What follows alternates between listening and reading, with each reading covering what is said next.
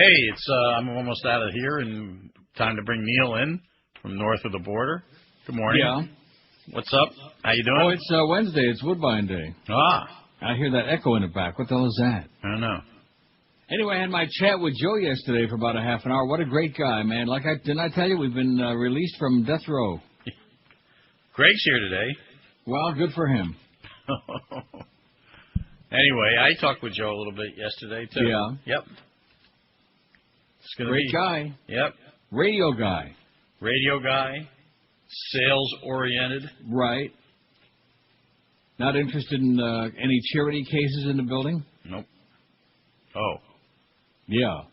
In other words, more like business than we ever have been. You know, we've been too much monkey business the last 8 years. I think more like real business, like the radio business. It's business. Things like that. Got a couple of good articles on Sam Alito here. Yeah. Boy, oh boy, yeah. I'll get to them. That's not a good thing. You know that Lindsey Graham, that little Yahoo redneck from South Carolina that's on the committee, the Judiciary Committee? He was one of the people coaching Alito in the White House, which totally illegal, by the way. Yeah.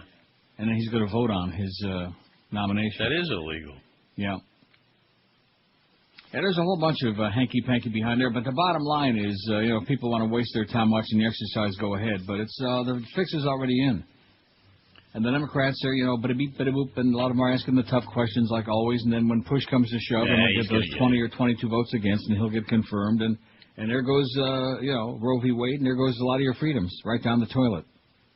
Meanwhile, Bush is out there ripping the Democrats or ripping the people who are critical of the war. Still, it's the same old thing. You know what? You could pick up last year's newspapers and see the same thing that you're reading this year.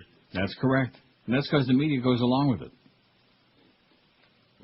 90% of the mainstream media, just a bunch of shills. They're all in his pocket anyway, so what's the use? And now that they're going to elect a conservative government in Canada, it's just these people also want a little taste. A little taste of fascism, I guess, is what everybody likes. Just dabble in it for a while, assuming that you're going to be able to get out of it. So you're going to Woodbine this afternoon? Yes, sir. 2 o'clock straight up and down. I'll be out that door, man. I'll be on my way. Today. Huh? Gulfstream is running today. Well, there you go. Go over to Calder and plunge your guts out. I think I'll pass today. Why is that? Okay. How is the racing at Gulfstream so far? The steaks have been good. Yeah. The rest I'm of not talking about the food. I'm talking about the... the steak races are good. Yeah, the rest of it has been what it's been in the past. Very ordinary. Mm-hmm. Lots of cheap claimers, maiden races. That's what it is.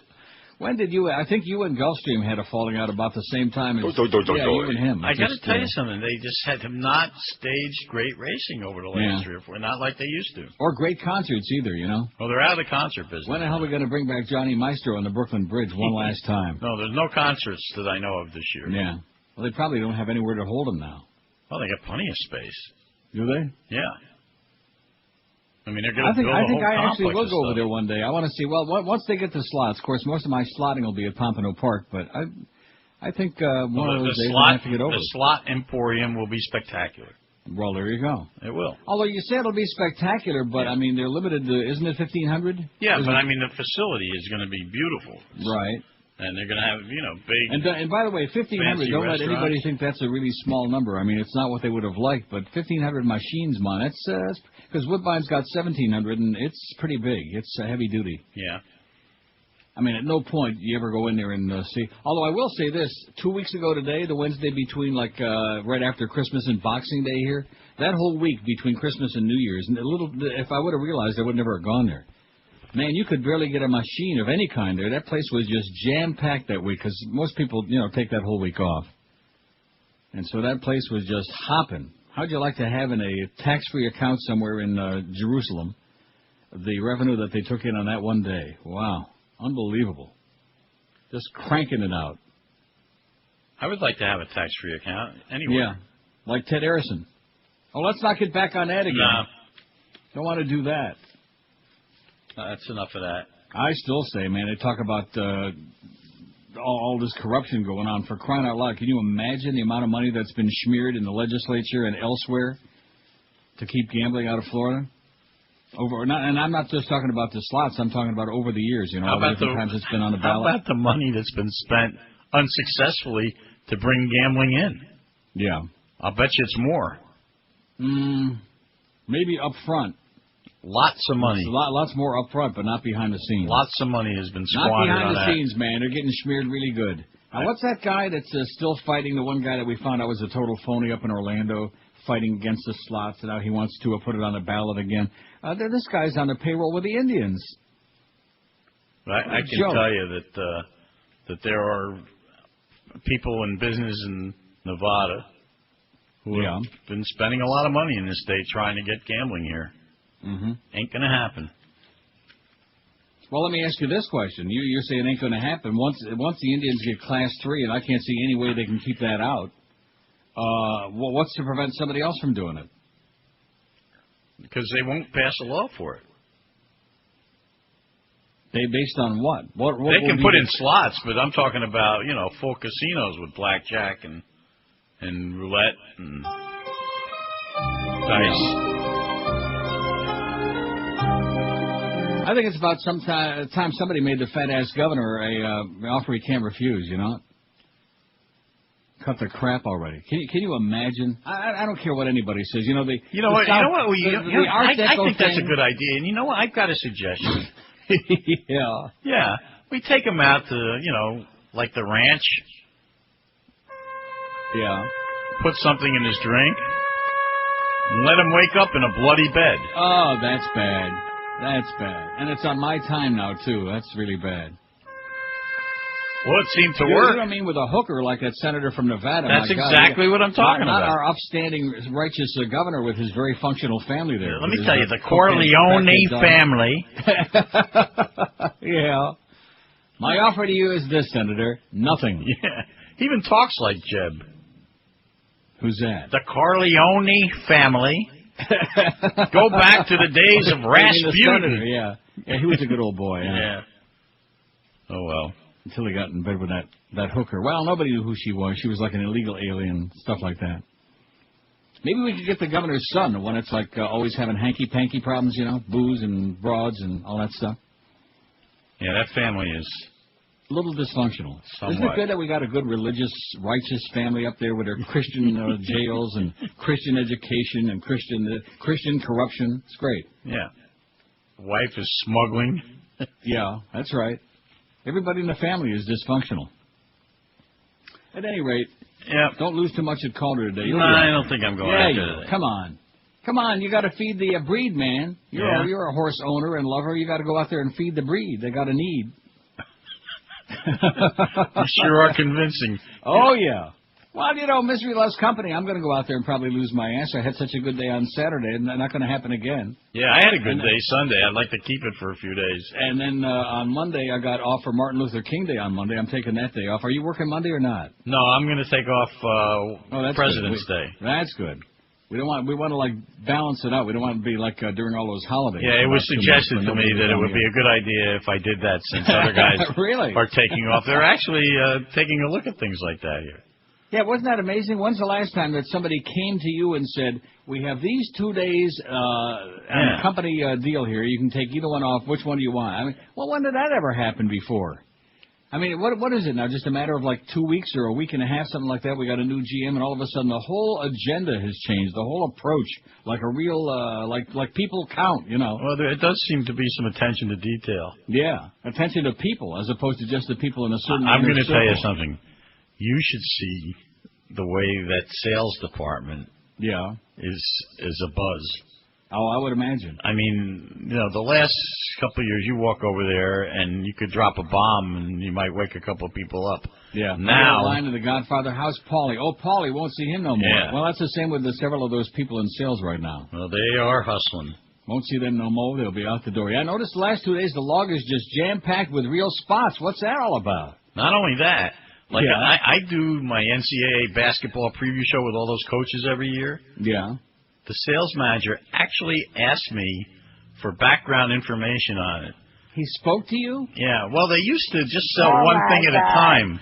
They weren't able to sell more than one thing at a time. But now... Curtis Raymond Burr actually spoke to you? 2 months in advance of the After show... all these disrespectful things you've said about him on the air? 2 months in advance of the show, they're going to try to sell it. Wow. That's revolutionary. Yeah, well, you're right. They're scurrying around, man, like a bunch of busy beavers back there because they know that their days may be numbered in single digits if they don't cut the crap. So let's bring those spots in. So I'm so glad to hear that Greg is in the building today. Maybe he can witness what a real radio operation is like. Well, head for Calder now. Are you really? Well, I got to do something to get out of here. There you go. Head over to Calder. Have yourself the good food. Say hi to my friend Mickey. I will. Mickey asks for you all the time. Well, tell her I send my best. But I think she's at Gulfstream. Well, whatever. She's in the same spot. Put a message in a bottle and send it over to Hallandale. Okay. Have a good day. Good luck. Plunge your guts out. You too. Don't be afraid. Step right up. Okay. See ya. More Seinfeld's left. So next week on NBC, it's the Dukes of Pompano. Right along with those two zany alpacockers, join in crime in their hopped-up Mercury Marquis, the Genital Pea. Slow down, you bastard. I'm only going dirty. Hot radar. I can barely see over the wheel. Watch the Dukes out with Boss Bomb, head of condo security. Hey, you! You can't go by the pool without your Zori. Cuts a hoist you home, thumbs in. Yeah, come on, let's go to Skoogin. That's it. Let's bring Zadie. Yeah, she lets me use a porta pot. Take a left down here. There's a good long light. Oh, I don't want this shit here by the light. I got a big Are caca you here. some kind of hot radar? The Dukes of Pompano, Thursdays at 9 on NBC. 11 after 10. Good morning. It's Wednesday, January 11. Happy Wednesday to you. Things are really looking up. Isn't it amazing how we all have this kind of like a lilt in our step or something like that? Little spring. A little spring in our thing. Nothing like that. Anyway, it's already time for that first break. Well, I don't know how we do this. Get all backed up. Hope Hank wins at least 2,000-3,000 out at Calder this afternoon. I'm going to try to do the same. We'll spread it around. And don't forget, you got that movie coming any day now. I didn't forget. If I keep having good days at Woodbine, I can keep going on Amazon.com and buying all kinds of movies. You know, only $6.99. I mean, it's almost like for free when you come right down to it. It's a bargain. What's that movie again? Primal Fear with Richard Gere. Rhymes with steer. No, yeah. I wouldn't steer you wrong on that one. And speaking of that, I think you'll agree with me after you watch it that he was just fine in that movie. He did a good job. He can act. We just no, seriously. After the first few minutes, you forget that it's him. Well, that's the only saving grace is that he. Huh? That's extra good. No, that's why it's a good movie. Because if you keep thinking about, oh, it's Richard Gere and I can't stand that creep, then you can't enjoy the movie. You'll like it. But be sure and watch it all the way through to the very end because you think, there's a point comes that you think is the end, and it's not. 12 minutes after 10 at 560 WQAM. It's that time.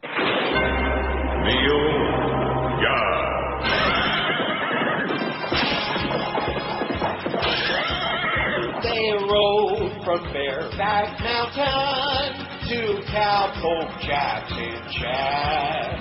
There's not much strange about them outside their garter straps.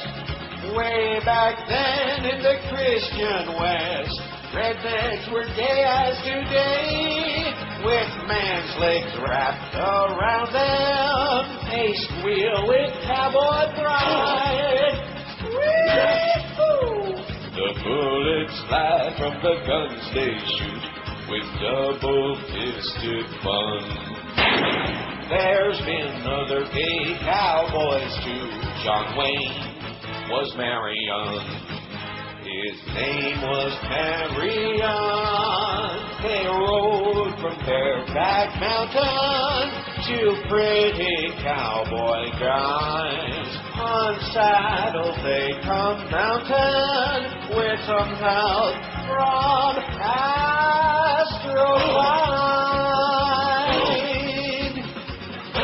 You fairy. 10:18 at 560 WQAM. Here's the poll.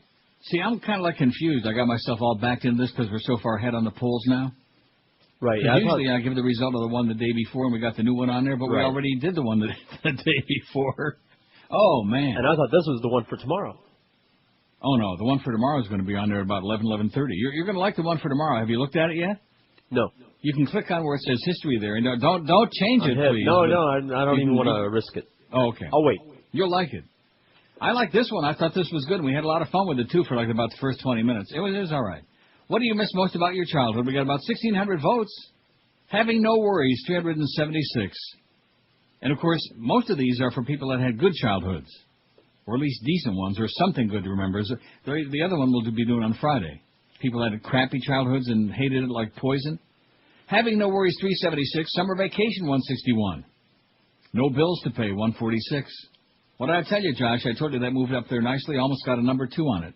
There you go. In fact, on my sheet here, I do have a number 2 on it. My old neighborhood, 122, and playing sports, 122. How about playing sports in the old hood? Saturday morning cartoons, 75. At the Cameo Theater in Rochester, New York. Oh, God. There's Rocket Man. But you never really did see any of those Commando Cody movies. Yeah, I have. They've replayed them. I forget. Oh, I know, a zillion like times. Night Flight used to show a bunch of things like that. I really missed that show. They would go into like vintage, campy stuff like that. Yeah. It was great. But it really is most amusing, the fact that he's like such a schlumpy guy, you know, poorly. He's got like an old, sloppy $10 suit, but he throws on that suit with that magic button on it and then that hood, that helmet. Saturday morning cartoons, 75. They were great. Sex without a condom, 72. My parents being healthy, 68. Nothing. It sucked, 62. See, I told you. Eating whatever you want and gaining nothing, 57. Going to school instead of work, 54. Diddling my classmates, I'm sorry. Right. 44. Diddling. Freedom, 44. Baseball cards, 26. Flipping them and buying them and sniffing a bubble gum and chewing it and ripping your teeth out. Spankings, 23.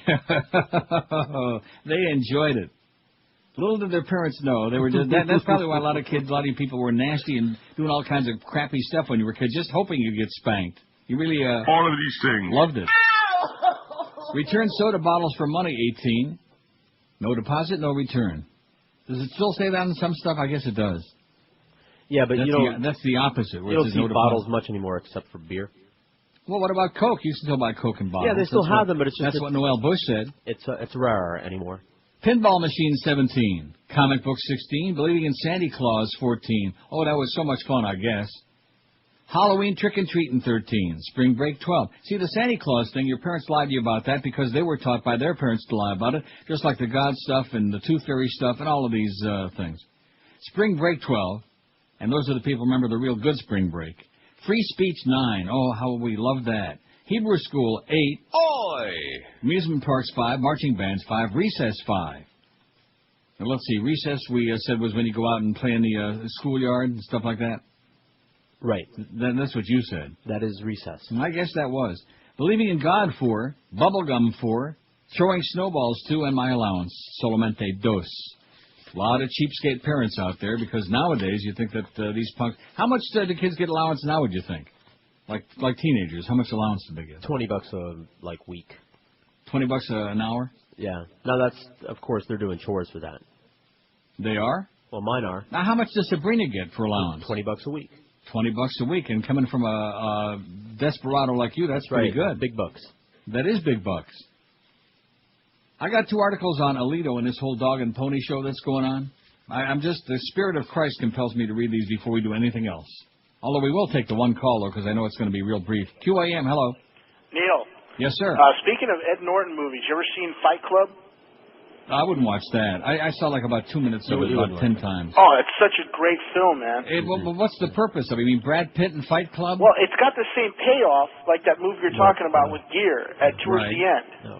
Huh. No, don't see George keeps saying no in the background. Like, no. I tried watching it. I saw, like, it's been on cable a zillion times, and I watch about 2-3 minutes, and I say, what's the point in this? You know, not for me. Well, that's a great segue into my next question. I have a good idea for a poll. Sleeper movies. What is it?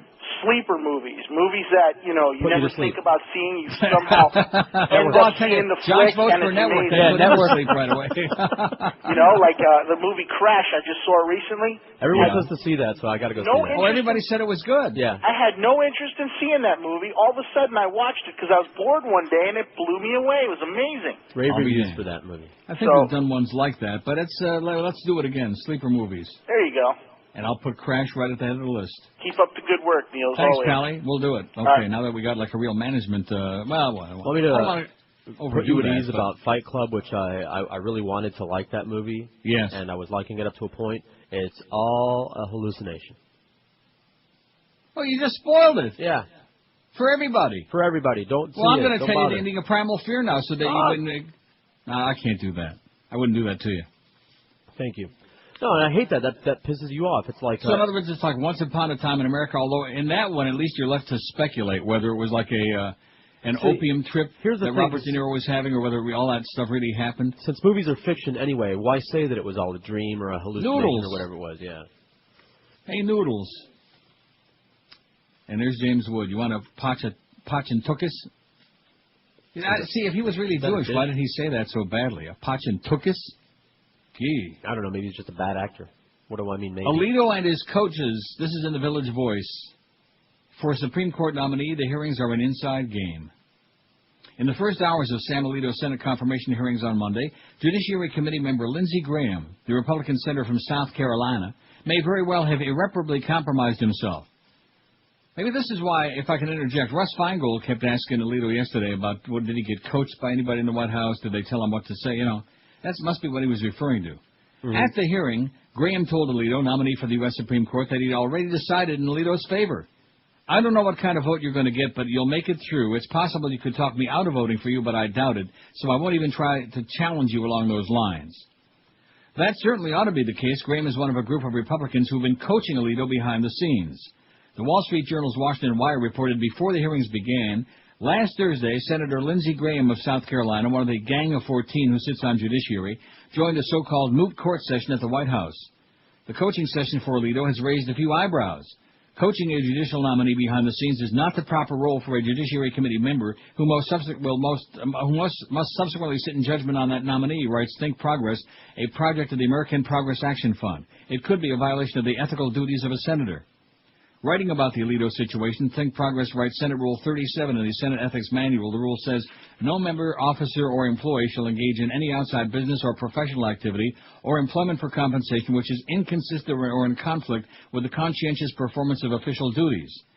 Think Progress further cites the Ethics Manual, saying that language has been interpreted as prohibiting compensated employment or uncompensated positions on boards, commissions, or advisory councils, where such service could create a conflict with individual Senate duties due to appropriation, oversight, authorization, or legislative jurisdiction as a result of Senate duties. If this is true, how can Graham make an impartial decision about Alito based on what he learns about Alito at the hearings? Graham's already made up his mind. He was coaching him, and he's sitting there like an impartial, he's going to judge for America. How do you like that? Not that most of them haven't made up their minds, but this is way above and beyond a call of duty, if I can say that. Can I say duty? No. Yeah, we can now, though. So Greg's in the building. Greg, go and give him a big kiss on the lips. You know that kiss, like, remember when Michael gave Fredo that kiss on the lips? Oh. In The Godfather? You remember? The kiss of death? That was the one. Let's see, what's that under? What is that under? GF. No, I know that. Jeez, God almighty. Don't ever take sides with anyone against the family again. Yeah, that was. I know it was you, Fredo. There you go. You broke my heart. You broke my heart. You broke my heart. What's the matter with you? I think your brain is going soft. Exactly. Oh, it's time for the break, damn it. And then the other one about the Alito testimony you won't hear by Stephen R. Dujak, who was supposed to testify, and he got blown out. And I'll tell you why in a second. About that... we'll get to it. CAP, that Princeton organization. Mm-hmm. Didn't allow blacks either in there, I should just mention that. 27 past 10 at 560 WQAM. If you're in a dead-end job, if you feel like you're being underpaid badly, if your New Year's resolution is to get you a life and a high-paying career that'll make that possible, act now. Pick up the phone and call Fast Train toll-free at 1-866-FAST-TRAIN. Fast Train will get you trained and ready for a great new high-paying career in just a few short months. That's all it takes. You can get yourself a new high-paying career and a life in just a few short months. The demand for medical coding specialists and computer professionals right now as I speak is at an all-time high. And Fast Train offers you convenient day, evening, and weekend classes, job placement assistance, and financial aid for people who qualify. So pick up that phone and call Fast Train toll-free 1-866-FAST-TRAIN. Fast Train's placed over 100 people just like you in 2005, so check Fast Train out on the web at fasttrain.com. But act now in order to obtain that new high-paying career because classes are filling up real fast. Don't miss that train of opportunity this year. Quit working for peanuts. Get yourself a big fat paycheck and a life that'll go along with having that cash. Call toll-free this year. Make your New Year's resolution a reality by calling Fast Train at 1-866-FAST-TRAIN. This is Neil Rogers. This is 560 QAM. Hello. Come here. You need a quick what? Yeah. What am I going to do? About a radio show. Yeah, wise guy. This ain't no laughing matter. I got Soros over here. There's trouble in paradise. We got a manager that knows about radio. There's trouble in paradise. He might find out how bad my show blows. I got to find something else to talk about besides faggots or hoes. How about women and topics now? Another thing you don't know. Kiss my boot. Lick my butt. Take like I don't get none. Take like you're my checkered pants. Then assume a penalistic stance. There's trouble in paradise. They might want some entertainment. There's trouble in paradise. I'm gonna miss that sport whole game. You're gonna have to get along with Neil now to get a sense of humor. You caught trouble in paradise, then you won't be no. That was great. 10:33. Finally, after all of those smacks, he finally got one that hurt. That hoy.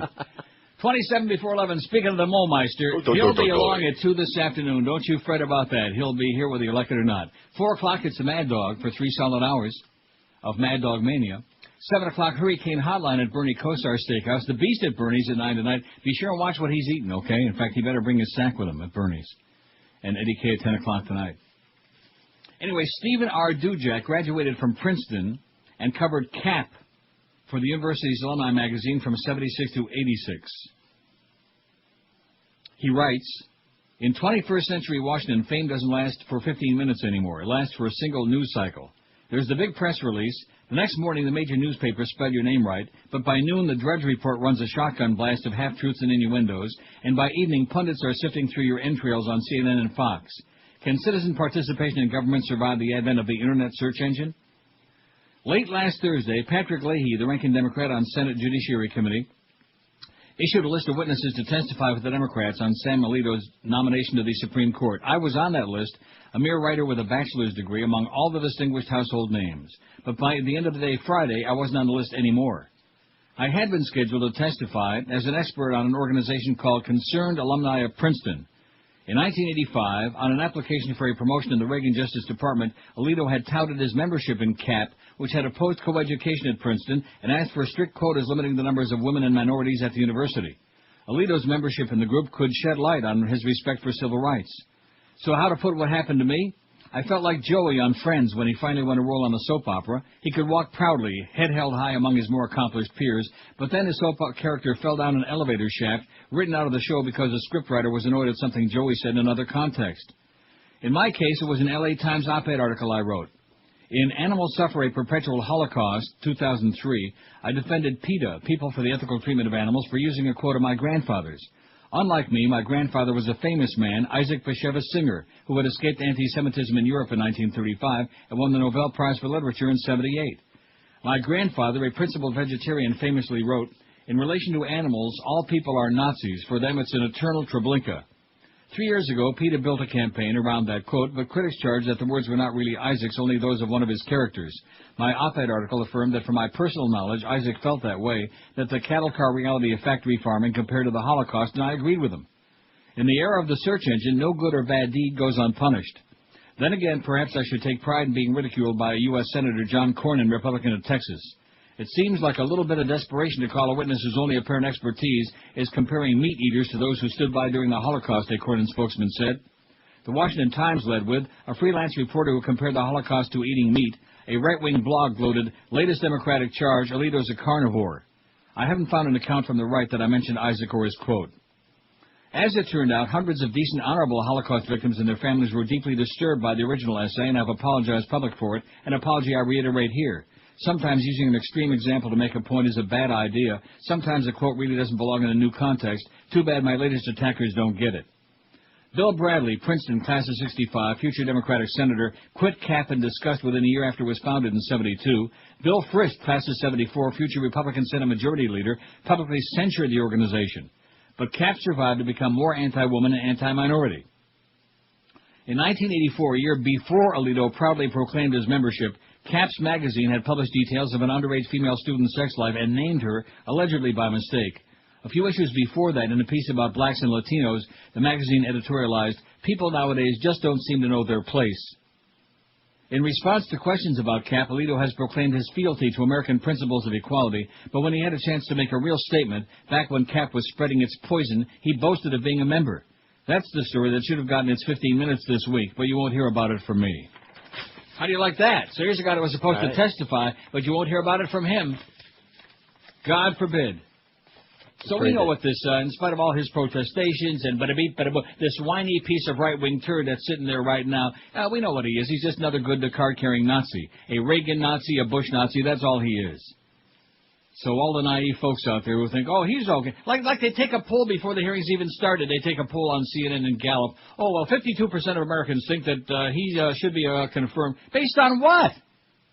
They wouldn't know Sam Alito if he came knocking on her door at 3 in the morning in a bathrobe. They don't know who the hell he is or what he stands for, what he believes in. If Bush chose him, then he's a good Christian. Yeah, but then, of course, they also asked if he wants to undo Roe v. Wade, should he be confirmed. 56% said no. How do you like that? But, of course, that was kind of like the secondary poll we saw at the end of that piece. Brother, I just got a pretty good pile today. I might just plow right on through it and make you happy. Yeah, it would. I haven't had a plow through the pile day in quite a while. A pile in a while. You had a pile in a while?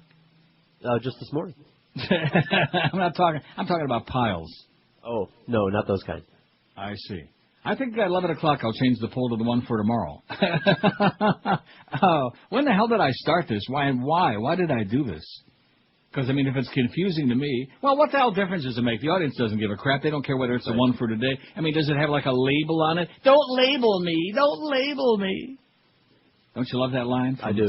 Especially from gay closet people. Don't label me. Okay. You fair. Oh, sorry. Yeah, I'll change the poll at 11 o'clock.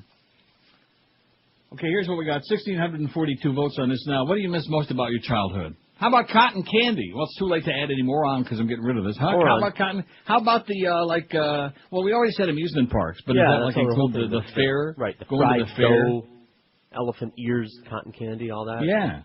Oh, boy, I sure miss cotton candy. Candied apples. Having no worries, 386. Summer vacation, 167. No bills to pay, 150. Playing sports, 127. My old hood, 123.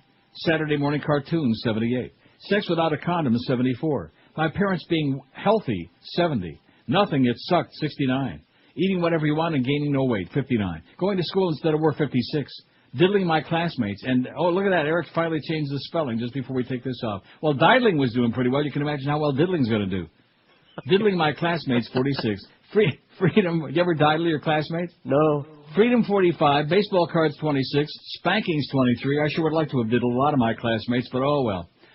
Return soda bottles for money, 21. Comic books, 18. Pinball machine, 17. And, boy, there was nothing when you were going to school and had a good machine, man. Believing in Santa Claus, 16. Spring break, 13. Halloween trick-and-treating, 13. Hebrew school, 9. Oy vey. Free speech, 9. Amusement parks, 5. Why would anybody miss going to Hebrew school? Kind of stupid, if you ask me, huh? The parties, the babes. That would be like Catholics saying, miss being abused by the father. Amusement parks, 5. Marching bands, 5. Recess, 5. Believing in God, 4. Bubblegum, 4. Throwing snowballs, 2. And my allowance, only 2. And I still say, well, the throwing snowballs means they don't miss the snow. No snow here, by the way. I should point that out to you. There's not a flake.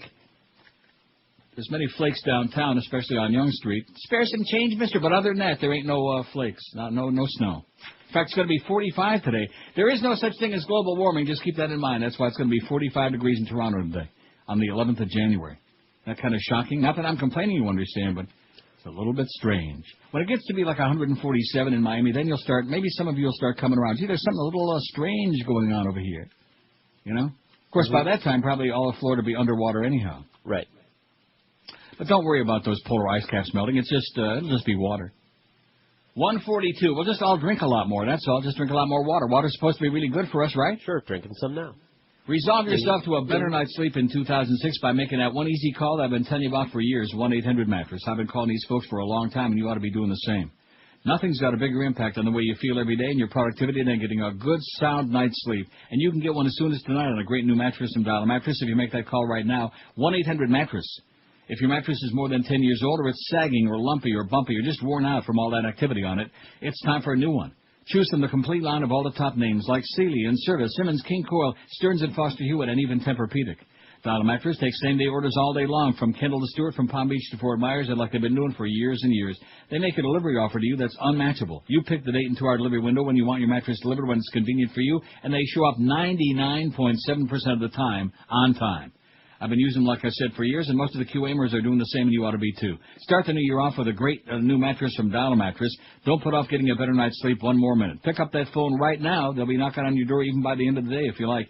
And give them a call toll-free at 1-800-MATTRESS or log on to their website, mattress.com. You can do your mattress shopping right there. Dial Mattress, 1-800-MATTRES. Leave off the last S because it stands for stupendous, sensational savings. This is Neil Rogers.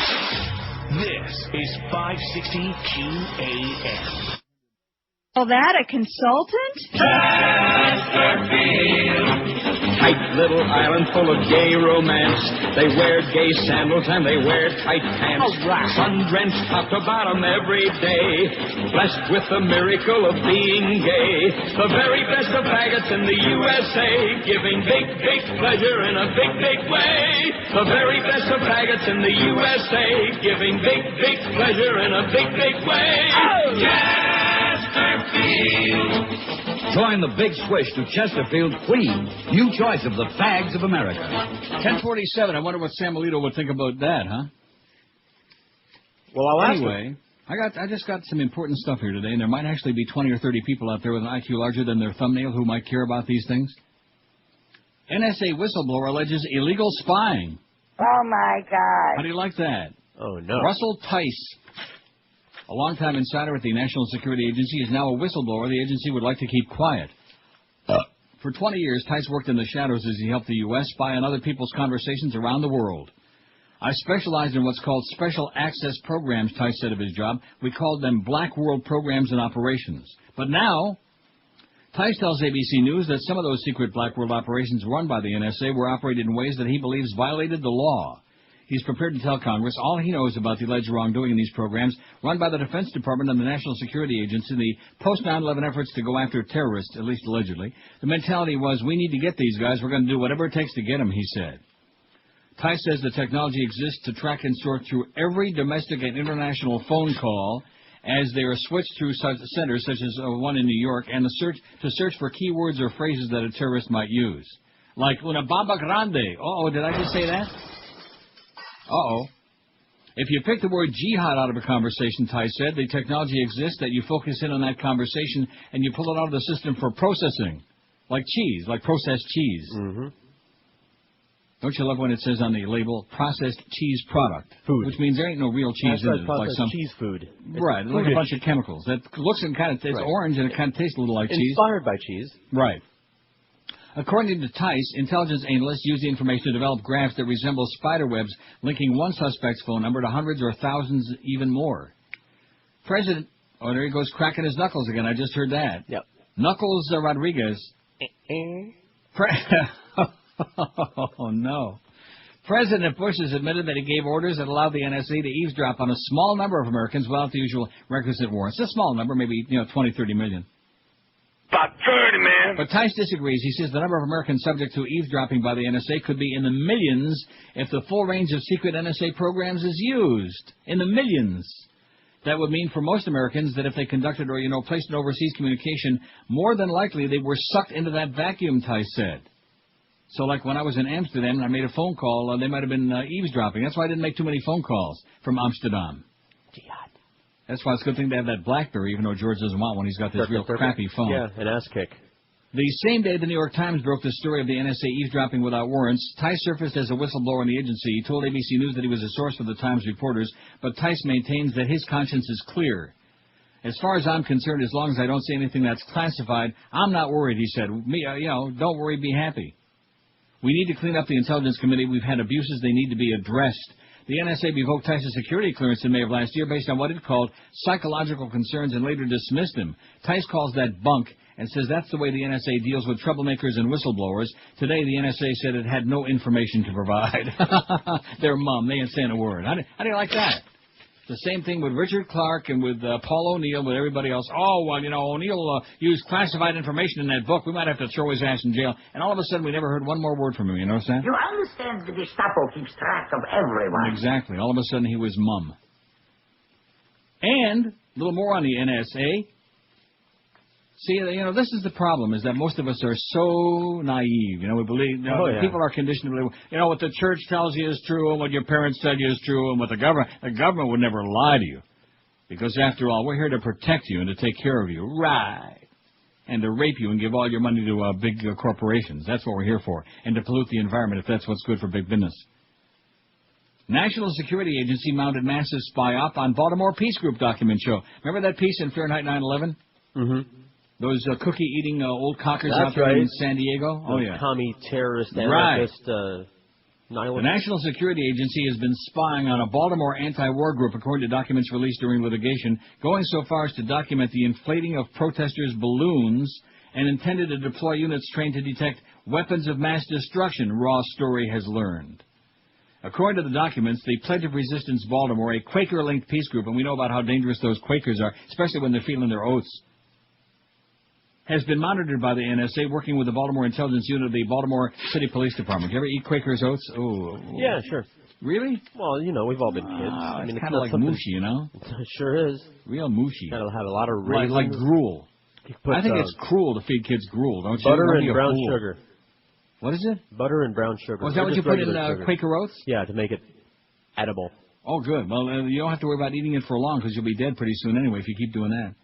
Well, what is the business with brown sugar? Why is that supposed to be so much better? It's still the same poison. It just has a flavor rather than it tastes a lot better. Sweet, right. The documents came as a result of litigation in the August 2003 trial of Marilyn Carlisle and Cindy Farquhar. Well, I'm not going to try it again. Careful. An NSA security official provided the defendants with a redacted action plan and a redacted copy of a Joint Terrorism Task Force email about the activities of the Pledge of Resistance activities.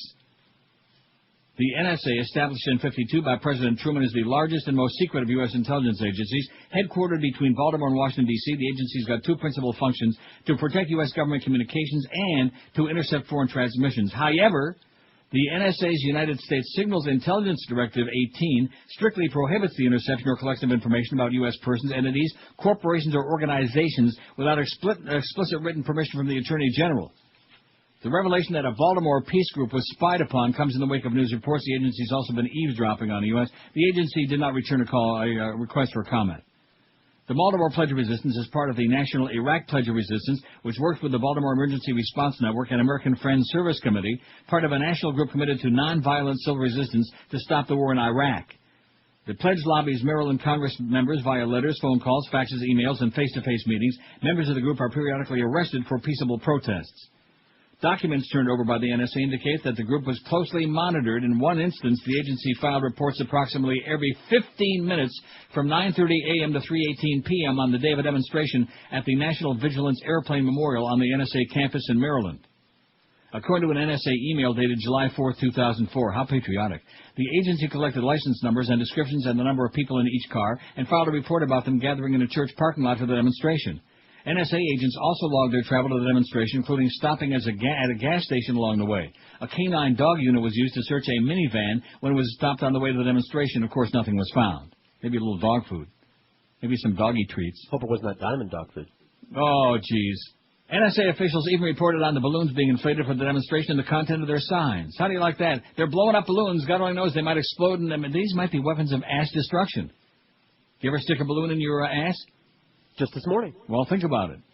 An entry made at 1300 hours on July 4th reads, the society was advised, the SOC, what is that, society? The something was advised the protesters were proceeding to the airplane memorial with 3 helium balloons attached to a banner that stated, those who exchange freedom for security deserve neither, will ultimately lose both.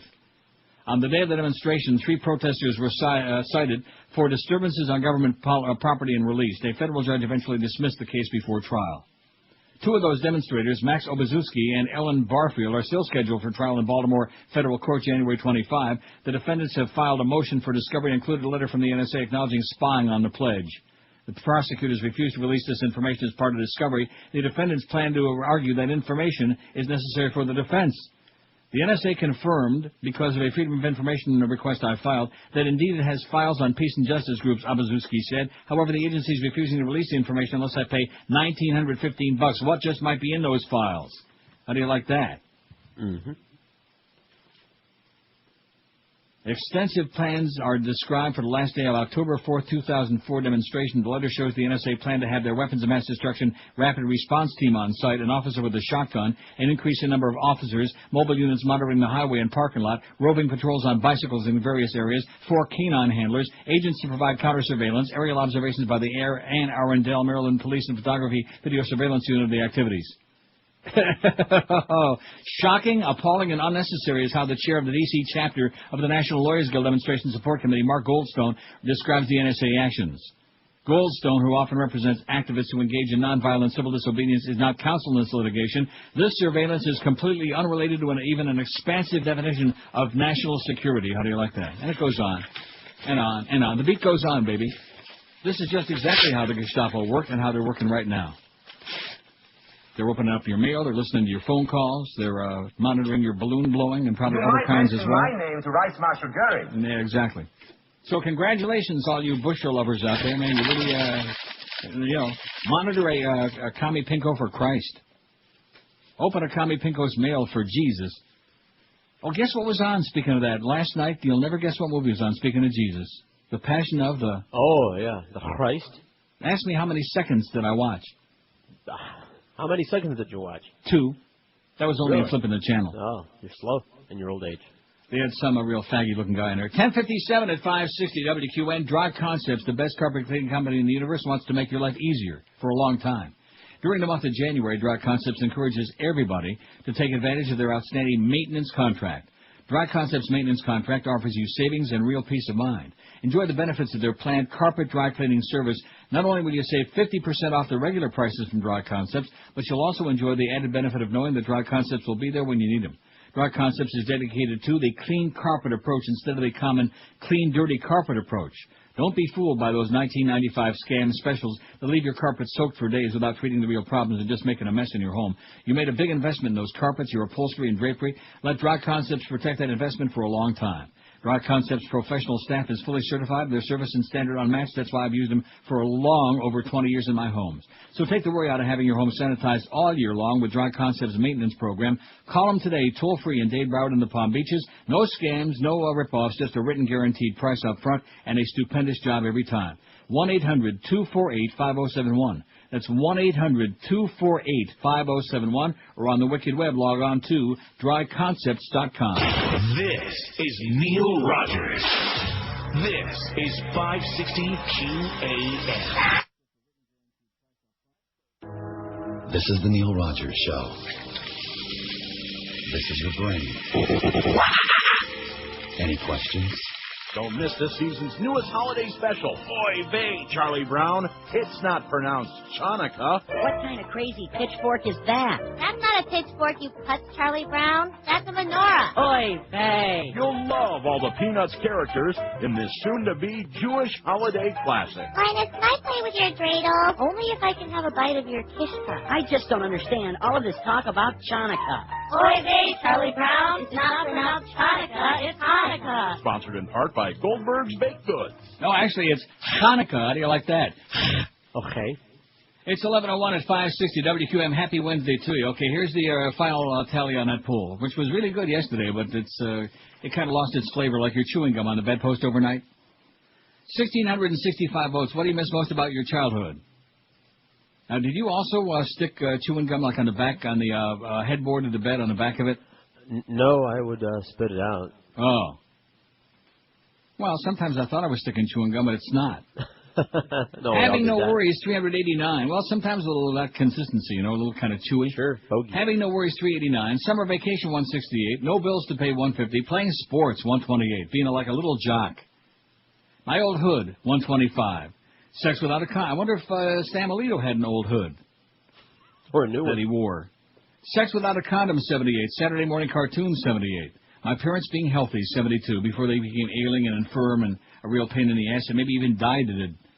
Nothing, it sucked. My childhood sucked, 71. Eating whatever you want and gaining nothing, 63. Going to school instead of work, 57. Freedom, 47. Diddling my classmates, 46. Baseball cards, 26. Spankings, 23. Returning soda bottles for money, 22. Comic books, 18. Pinball machines, 17. Believing in Santa Claus, 16. Spring break, 13. Halloween trick-and-treating, 13. Maybe we need to, go down to Jamaica, and bring up a whole bunch of pinball machines. All right. Get a lot of them murdering delinquents off the streets. Give them something to do. Give them a good machine, Keep them busy. Hebrew school, 9. Oi! Free speech, 9. Amusement parks, 5. Marching bands, 5. Recess, 5. Believing in God, 4. Bubblegum, 4. Throwing snowballs, 2, and my allowance, 2. Now, you see the fact that believing in God stuff, you can interpret that any way you want. Follow what I'm saying? But I'm not touching it. Because as adults now, naturally they believe in God, being part of that 96% of Americans that believe in fairy tales. Here's the new poll, and I like this a lot. Did you see it? Oh, let me go look. The best regional food in the USA. We never did this one before, I guarantee you that.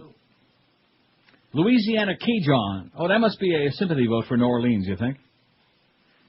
These are the ones that I came up with all by myself, and I'm sure there are many, many more. Louisiana Cajun, 4. Philly cheesesteaks, 4. Buffalo chicken wings, 3. New England clam chowder, 3. New York pizza, 2. Rochester White House, 2. That's what I voted, of course. Tex-Mex, 1. Chicago pizza, 1. A real thick, heavy, it's good. New England grinders, 1. And Chicago hot dogs, none. With the onions and a really, really bright green relish, the Chicago. Who used to send us those? That Hot Diggity Dog place or whoever? Oh, I forget. I think. It might have been Hot Diggity Dog. They're in Fort Lauderdale. Oh, damn it. I don't think that was it, but I can't remember who it was. No, that wasn't it. At any rate, somebody used to send us those Chicago dogs. They got they got those spicy jalapenos in them or some kind of spicy crap, and they got onions and real bright green relish, and they're really good. They got slices of tomato in them and everything. It's like a hot dog that's loaded up with all kinds of good stuff in it. Anyway, that's what we got so far. 21. Nothing like a Rochester wiener. 5670560. Let's see if we get several to add, or maybe not. You never know. The way this has been that kind of a week. You really don't know exactly. Bizarre. And I really couldn't care less because I still have a magnificent giant pile. Even my golden retriever never saw a giant pile like this. Believe you me. Trust me. WQAM, hello. Yeah, good morning, Uncle Neil. Good evening, sir. For today's poll, I would say Jamaican jerk chicken. What about jerk pork? Okay, my. Okay, Jamaican jerk chicken and, Well, you can put jerk chicken and jerk pork. Right. Will Joyce allow us to put jerk pork on there? No. I'll put it on there anyway. The entire jerk meat line. No, it's not. No, that's not right. I'm making a joke. Get out of here. The entire jerk meat line. Well, come on. Jesus. Yeah, that line's all the way to the moon. Hey, I saw it. If it walks, you can jerk it. No. Chickens walk. Yeah, they do. So do cows. Anyway, moving right along. Quit jerking us around. So there's the jerk pork and jerk chicken. There's two regional specialities, man. And you know how they kill them? With a really good machine, man. That's how they chop off those chicken necks. WQAM, hello. Hello, is this WQAM? This is it, man. You got it. You're All lucky right. day. I beg your pardon? Is this, I'm on hold, or? No, you're on the air right now. It sounds just like you. Either that or you got a twin with an identical voice. How about New York pizza? Did you put that down on your poll? I sure did. It's in the lead. All right. I just turned on and I got the butt end of your list. The butt end. Well, and now you can put some of that on there, too. No extra charge. New York Pizza's in the lead with 7 votes. You'll be pleased to know. All righty. Ain't nothing like it, man. A lot of imitators. There ain't nothing like it. Boy, oh, boy. That's one of the great things about going to New York if you don't get mugged. Oh, but they cut the crime way down. Now, well, I'll take your word for it. But is the pizza. Oh, boy. Even the world's biggest pizza thieves. All for me. Yeah, would really enjoy. Well, I'm sure they have. I'm sure he has. Oh, Josh's favorite, line 9, QAM. WQAM, hello. QAM. Connoisseur line. No, nobody on line 1. QAM, hello. Neil.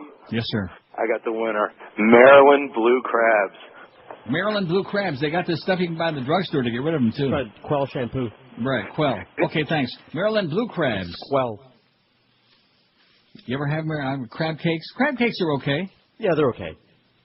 They make you feel a little bit kind of crabby, but nevertheless. I mean, it ain't like real crack crab, but that's a pain in the ass. Maryland crab. I beg your pardon? Like cracking the crab? I don't want to have to go through all of that crap. Right, it's a lot of work. In fact, what was that Captain's Crab? I'm sure they're not around anymore. Remember there used to be one up kitty corner from the IOD? Yes, I do. And I hope it's not there anymore, because I used to get such a wicked headache when I eat there because of all the butter they put on. It's just like cholesterol hell is what it was. See, maybe it'd still be there, but the bottom line is they're never going to advertise with us anyway, and they certainly aren't now, so they're not there. Remember that? The Crab Shack. And as you left, just because they were so nice, they give you like a little sample-size bottle of that Quell to get rid of them. WQAM, hello. Bill, how you doing? All right. I don't miss anything. I can't stand my childhood. Okay, great. Well, that's for Friday, and that's the old poll anyway. Get with it. Get with the program, sweetheart. The poll is, what regional food, the best regional food in the USA is whatever. WQAM, hello. Yeah, Neil. Yes, sir. Late edition, I just tuned in. Checkers? Checkers what? Checkers hamburger joint?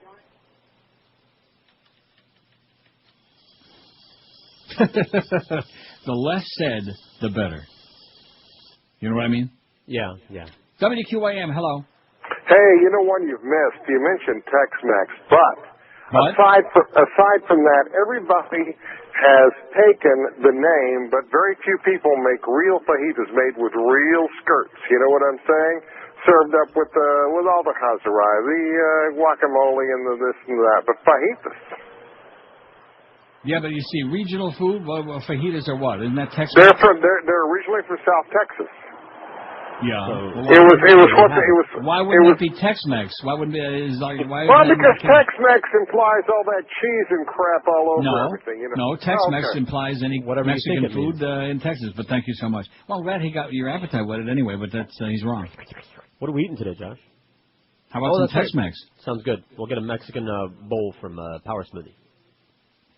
A Mexican bowl? What the hell is that? Yeah, they got the chopped chicken. I heard that most of the Mexican bowls are overflowing over some rice. All in people in Mexico City. Hey, look at that hotline. What's that? Probably What's ringing? Fax. QAM bat line, probably a fax. Hello? Hello? Beep. Yeah, it's a fax, I told you. Let's hear it. Maybe it's Ed McMahon faxing us the notice that we just won the $10 million from him and Dick Clark. Yeah. How did I know that? You see that? Mm-hmm. My psychic powers are so strong. Huh? That wasn't a good one. What do you mean? It wasn't a good psychic event. You've had better days. I got Maureen Dowd's call. I'm doing the Alito Shuffle. I think I might just read that right now before we take 8 million calls with all your regional... in fact, quite frankly, other than the Maryland crab cakes, I think I got most of them. Maybe I'm wrong. I think I got most of the good ones on there all by my lonesome. Let's see how it's shaken out. Philly cheesesteak, 12. Those are good. And please don't put Cheese Whiz on it. Oh... Or Velveeta. Well, they do. There are some places where they do that. Please Best regional food in the USA. Philly cheesesteak, 12. New York pizza, 10. I voted. What? I voted for the cheesesteaks. Yeah, they're good. Had one yesterday. Buffalo chicken wings, 10. Louisiana Cajun, 8. Cajun. You can't say Cajun. Cajun. That's part of the illiteracy of Louisiana. Oh, you can't say that. They just had the flood. Katrina over there. Like I said, part of the illiteracy of that whole neck of the woods. Tex-Mex 7, that includes those great fajitas all dressed up and ready to go. All dressed up and ready to eat. Chicago Pizza 5, that real thick, oh man, where one slice is like a meal. Mm-hmm.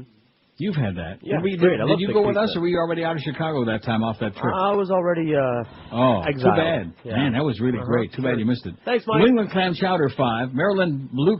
Now, why does that say Blue Crab? Is that what it's called? That's what the guy said. That's what he said. Oh. Maryland Blue Crabs. Well, don't get hostile with me. I got them in the backyard. 3. Don't get crabby with me. Chicago Dogs, 2. Chicago Wieners. Rochester White Hots, only 2. Well, that's because most people haven't had them, unless they go to Wayne Arnold's if he ever opens up again.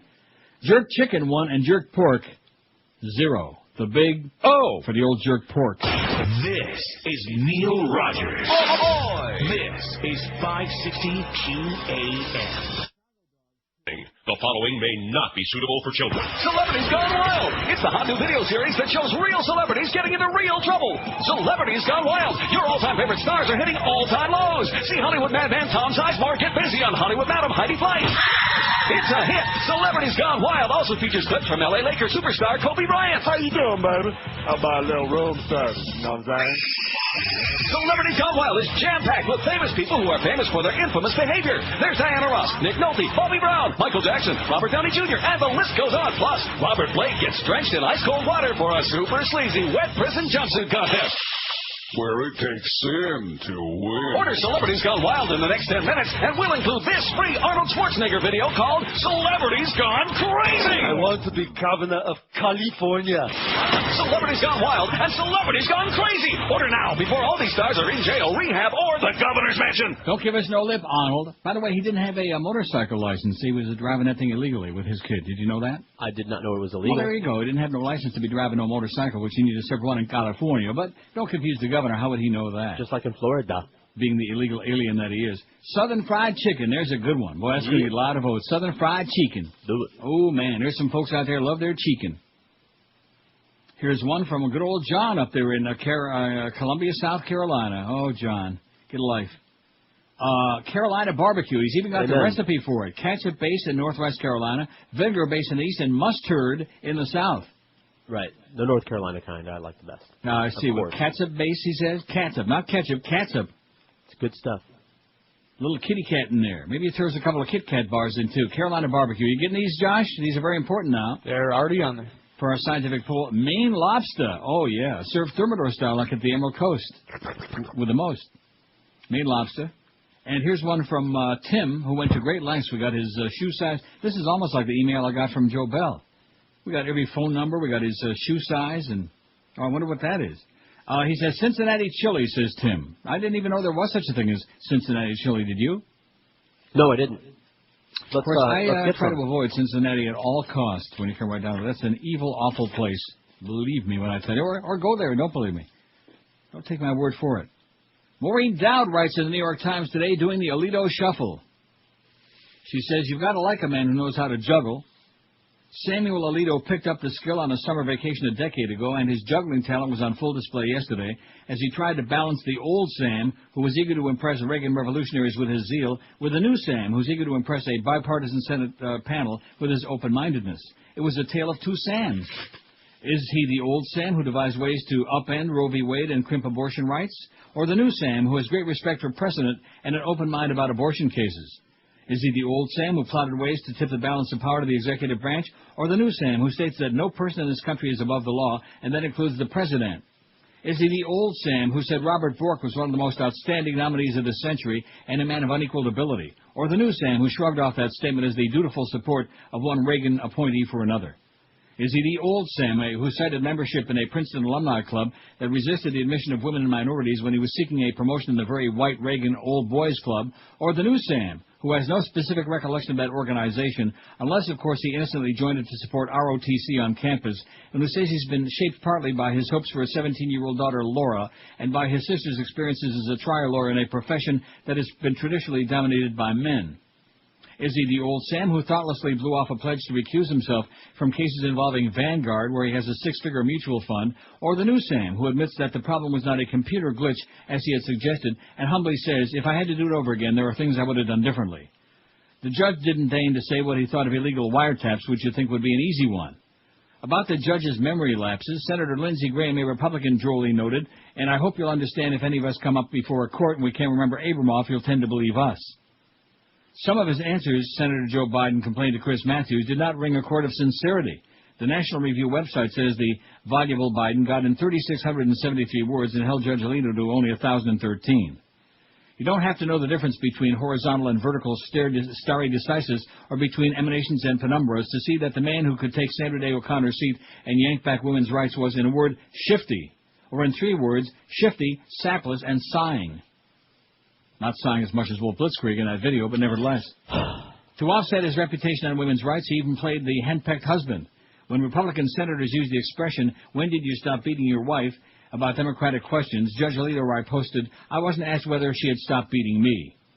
His basic defense to Democrats boiled down to, I was just saying what my boss wanted to hear at the time. Haven't we had enough yes-men mangling government for the last 5 years? Heck of a job, Sammy.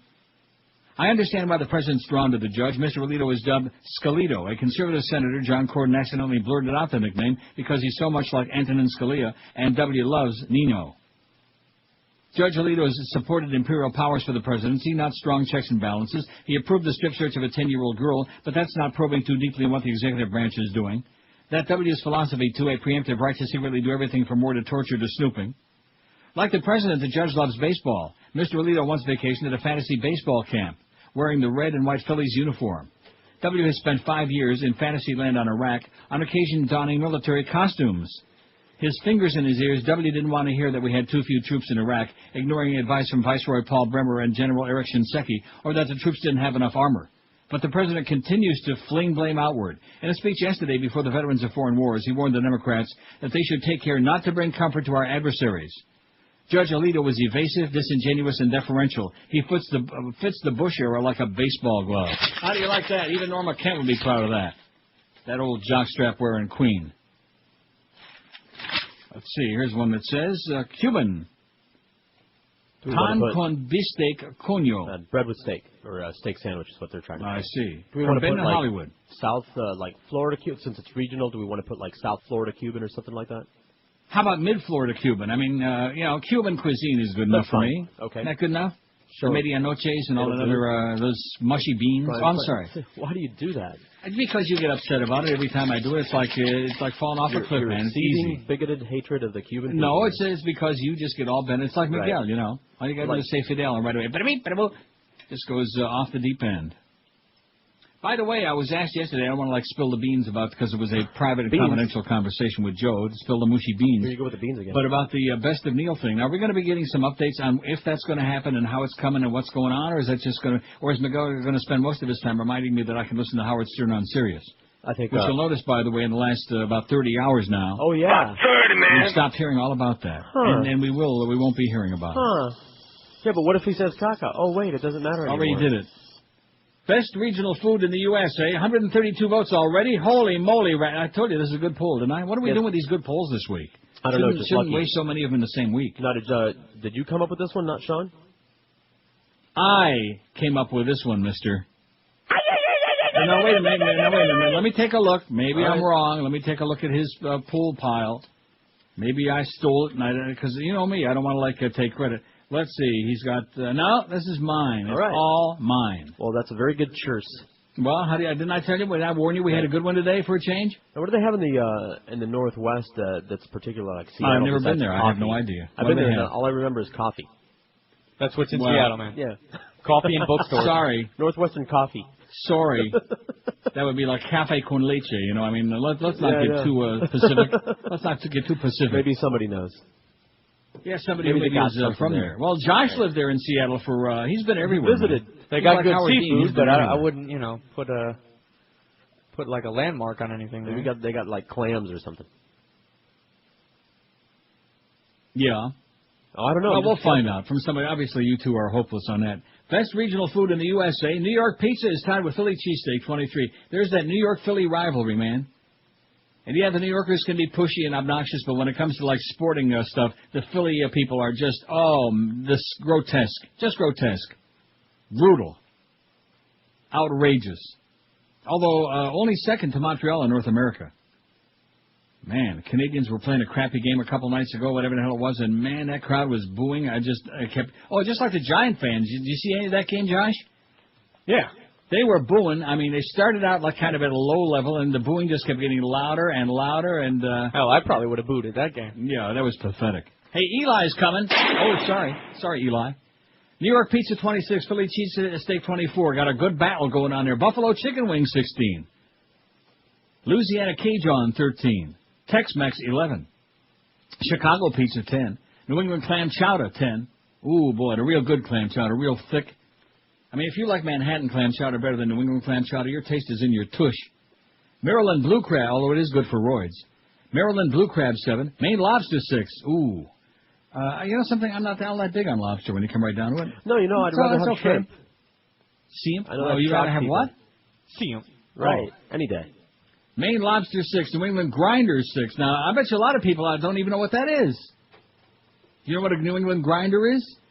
A scabby whore? It's like a sub sandwich, man, but in New England they call them grinders. When I was in summer camp many, many moons ago, about 400 years ago, holy moly, Up in that part of the Adirondacks, they had a place where it was like called New England Grinders or whatever, because it's not that far from Massachusetts. And boy, those are the best. Or maybe they can call them hoagies. You know, they're called hoagies, stuff like that. First you find her, then you grind her. And real goyim, they call them like sub sandwiches. Rochester White Hots 3. Give me a good white hot one from Rochester. Cuban cuisine 2. Carolina barbecue 2. Southern fried chicken 2. Chicago hot dogs 2. Cincinnati chili's got 1. That's probably whoever sent us the fax. Jerk pork 1. And jerk chicken has got 1. But watch it, because, man, they might have that stuff. This is Neil Rogers. That flu, that chicken flu. This is 560 QAM. Celebrity justice.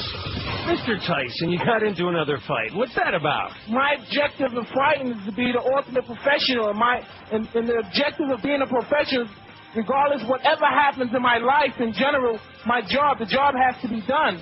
And that's the sign of being a professional. Okay, that didn't make any sense. Did you really jump on the hood of that guy's car? Well, like I said before, ever since I was 12 years old, I was groomed not only just to be as physical, you know what I mean? To be very intellectual and handle the pressures that comes with boxing. Oh, now I understand. So, Mr. Intellectual, could you demonstrate how you jumped on top of the car? You can use this table. Okay, you don't even have to clean up the coffee pot or the computers or anything. Just go for it, Mike. Go for it, Mike. Go. Go, Mike. Go. What an idiot. I broke my back. Back is broken. Broke my back. Celebrity justice. They don't come no more intellectual than old Mike Tyson. 11:32, and speaking of chicken, don't you love that Tyson chicken? Speaking of chicken, you're confusing Eric. Why is that? Because he thinks you might have mislabeled the latest poll that you just sent him. Yeah. You labeled it Friday. No, he doesn't understand. Right. The one that's on there right now is for Thursday. Okay, that's what I thought. Let me tell him that now. No, don't you understand? We're getting ahead of ourselves. This is called the Neil Rogers Hate Start Program. That's why I keep telling you we're a day ahead of ourselves. So he probably thinks it's the one for Thursday, but it's not the one that's going on until like late in the middle or later in the show tomorrow. So it's the Friday poll. And if it'll make him happy, I'll be sure to set him an extra one for the weekend, too, so these people don't get too bored with it, and they got something to do to keep them off the streets on the weekend. Or not, as the case may be. Well, whatever. But what about next Wednesday? I'm on a roll with him, polls. What about next Wednesday? Oh, and then Monday, let's see, I'm not going to be on Monday because it's Martin Luther King Day. By the way, with your approval, because they passed that memo out, you have an option of taking that day off or President's Day off. Yes. Okay, if I take President's Day off? You know, what are you asking me for? Commemorate the presidents? Well, you don't have to ask me about it. Which are you? Is it like William Henry Harrison, who couldn't come in out of the cold? Taft. How many days was he El Presidente? About 30, man. You got pneumonia, man. Or is it like Andy Jackson Day? Maybe we'll send you up to that big egg, that egg hatching place in Tennessee. They have a hatchery? Yeah. Anyway, what day is that? I don't know. Check the calendar. It doesn't make any difference. Josh will be working that day. Josh and I can handle it. We can handle it. I mean, when you were on vacation that week, and when you were out sick, and when you were hurricaning and had those, like in the month of December, what'd you work, about 4 days? A little bit. Yeah. But maybe I want to take off, too. I'm just kidding. I'm just messing around. Well, why not? No, I'm just You could sure take off next Monday. No, I need him. George could work all alone. He could work with Miguel. There you go. Spick and span. Spick and Spanish? Yeah, spick and Spanish. Cincinnati chili, it says here on this fax, which I just chortled a little bit, it says a la Skyline chili. It says the frozen chili looks like somebody had, I don't want to say diarrhea, that's bad. Like Lucy Bowles, okay? Remember I Love Lucy? Lucy Bowles. Stephen Hollywood, you got that? What we got on there, Cincinnati chili. Stephen Hollywood says for today's poll, Maine lobster. Okay, Steve.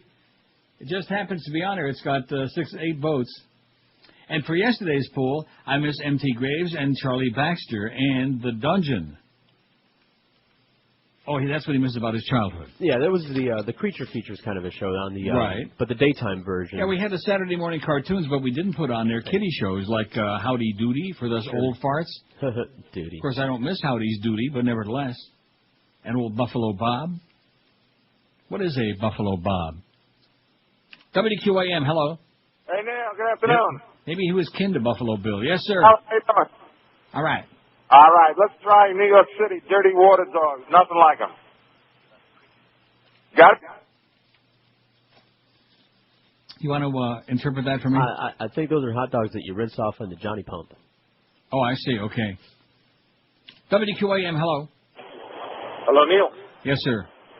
See if this qualifies. How about a Chicago dog? It's on there. Is it on there already? Yeah, I talked about it at length. I'm sorry. That's okay. Don't be sorry. It's got only three votes, but it's okay. really good. You mentioned the grinder, but you know New Orleans has the po' boys or the muffaletta sandwiches. Oh, watch your language. And then one thing you mentioned that is also here in the States is Roman pizza. You mean the real thin? The real nice, really crispy, crackery crust. In other words, you mean real pizza? Right. In other words, but in here on the beach, there's a place called Pizza Rustica that makes the Roman pizza. Yeah, there's a place in Hollywood that makes it too, and it really. Yeah, it's real good stuff. It's real good stuff. Okay, thanks a lot. All right, Neil. Thank you. Roman pizza. Well, there is no Roman pizza, like he just said. But what about po' boy? Po' boy sandwiches? I'm thinking. For those poor bastards in Louisiana who are losing every minute of it. And you know, so we don't hear too much about them no more. We had the coal miners. Oh, I mean, yeah, the miner thing. And now we got Judge Alito. We got these hearings going on, so we don't hear too much about Abramoff and all those scandals, you know. And we certainly don't hear nothing more about those poor bastards in New Orleans. And then And then your girlfriend Rita Cosby, she's all whipped up about this punk with a big Iraqi nose from Fort Lauderdale. I watched about 4 seconds of that last night before I realized what was going on.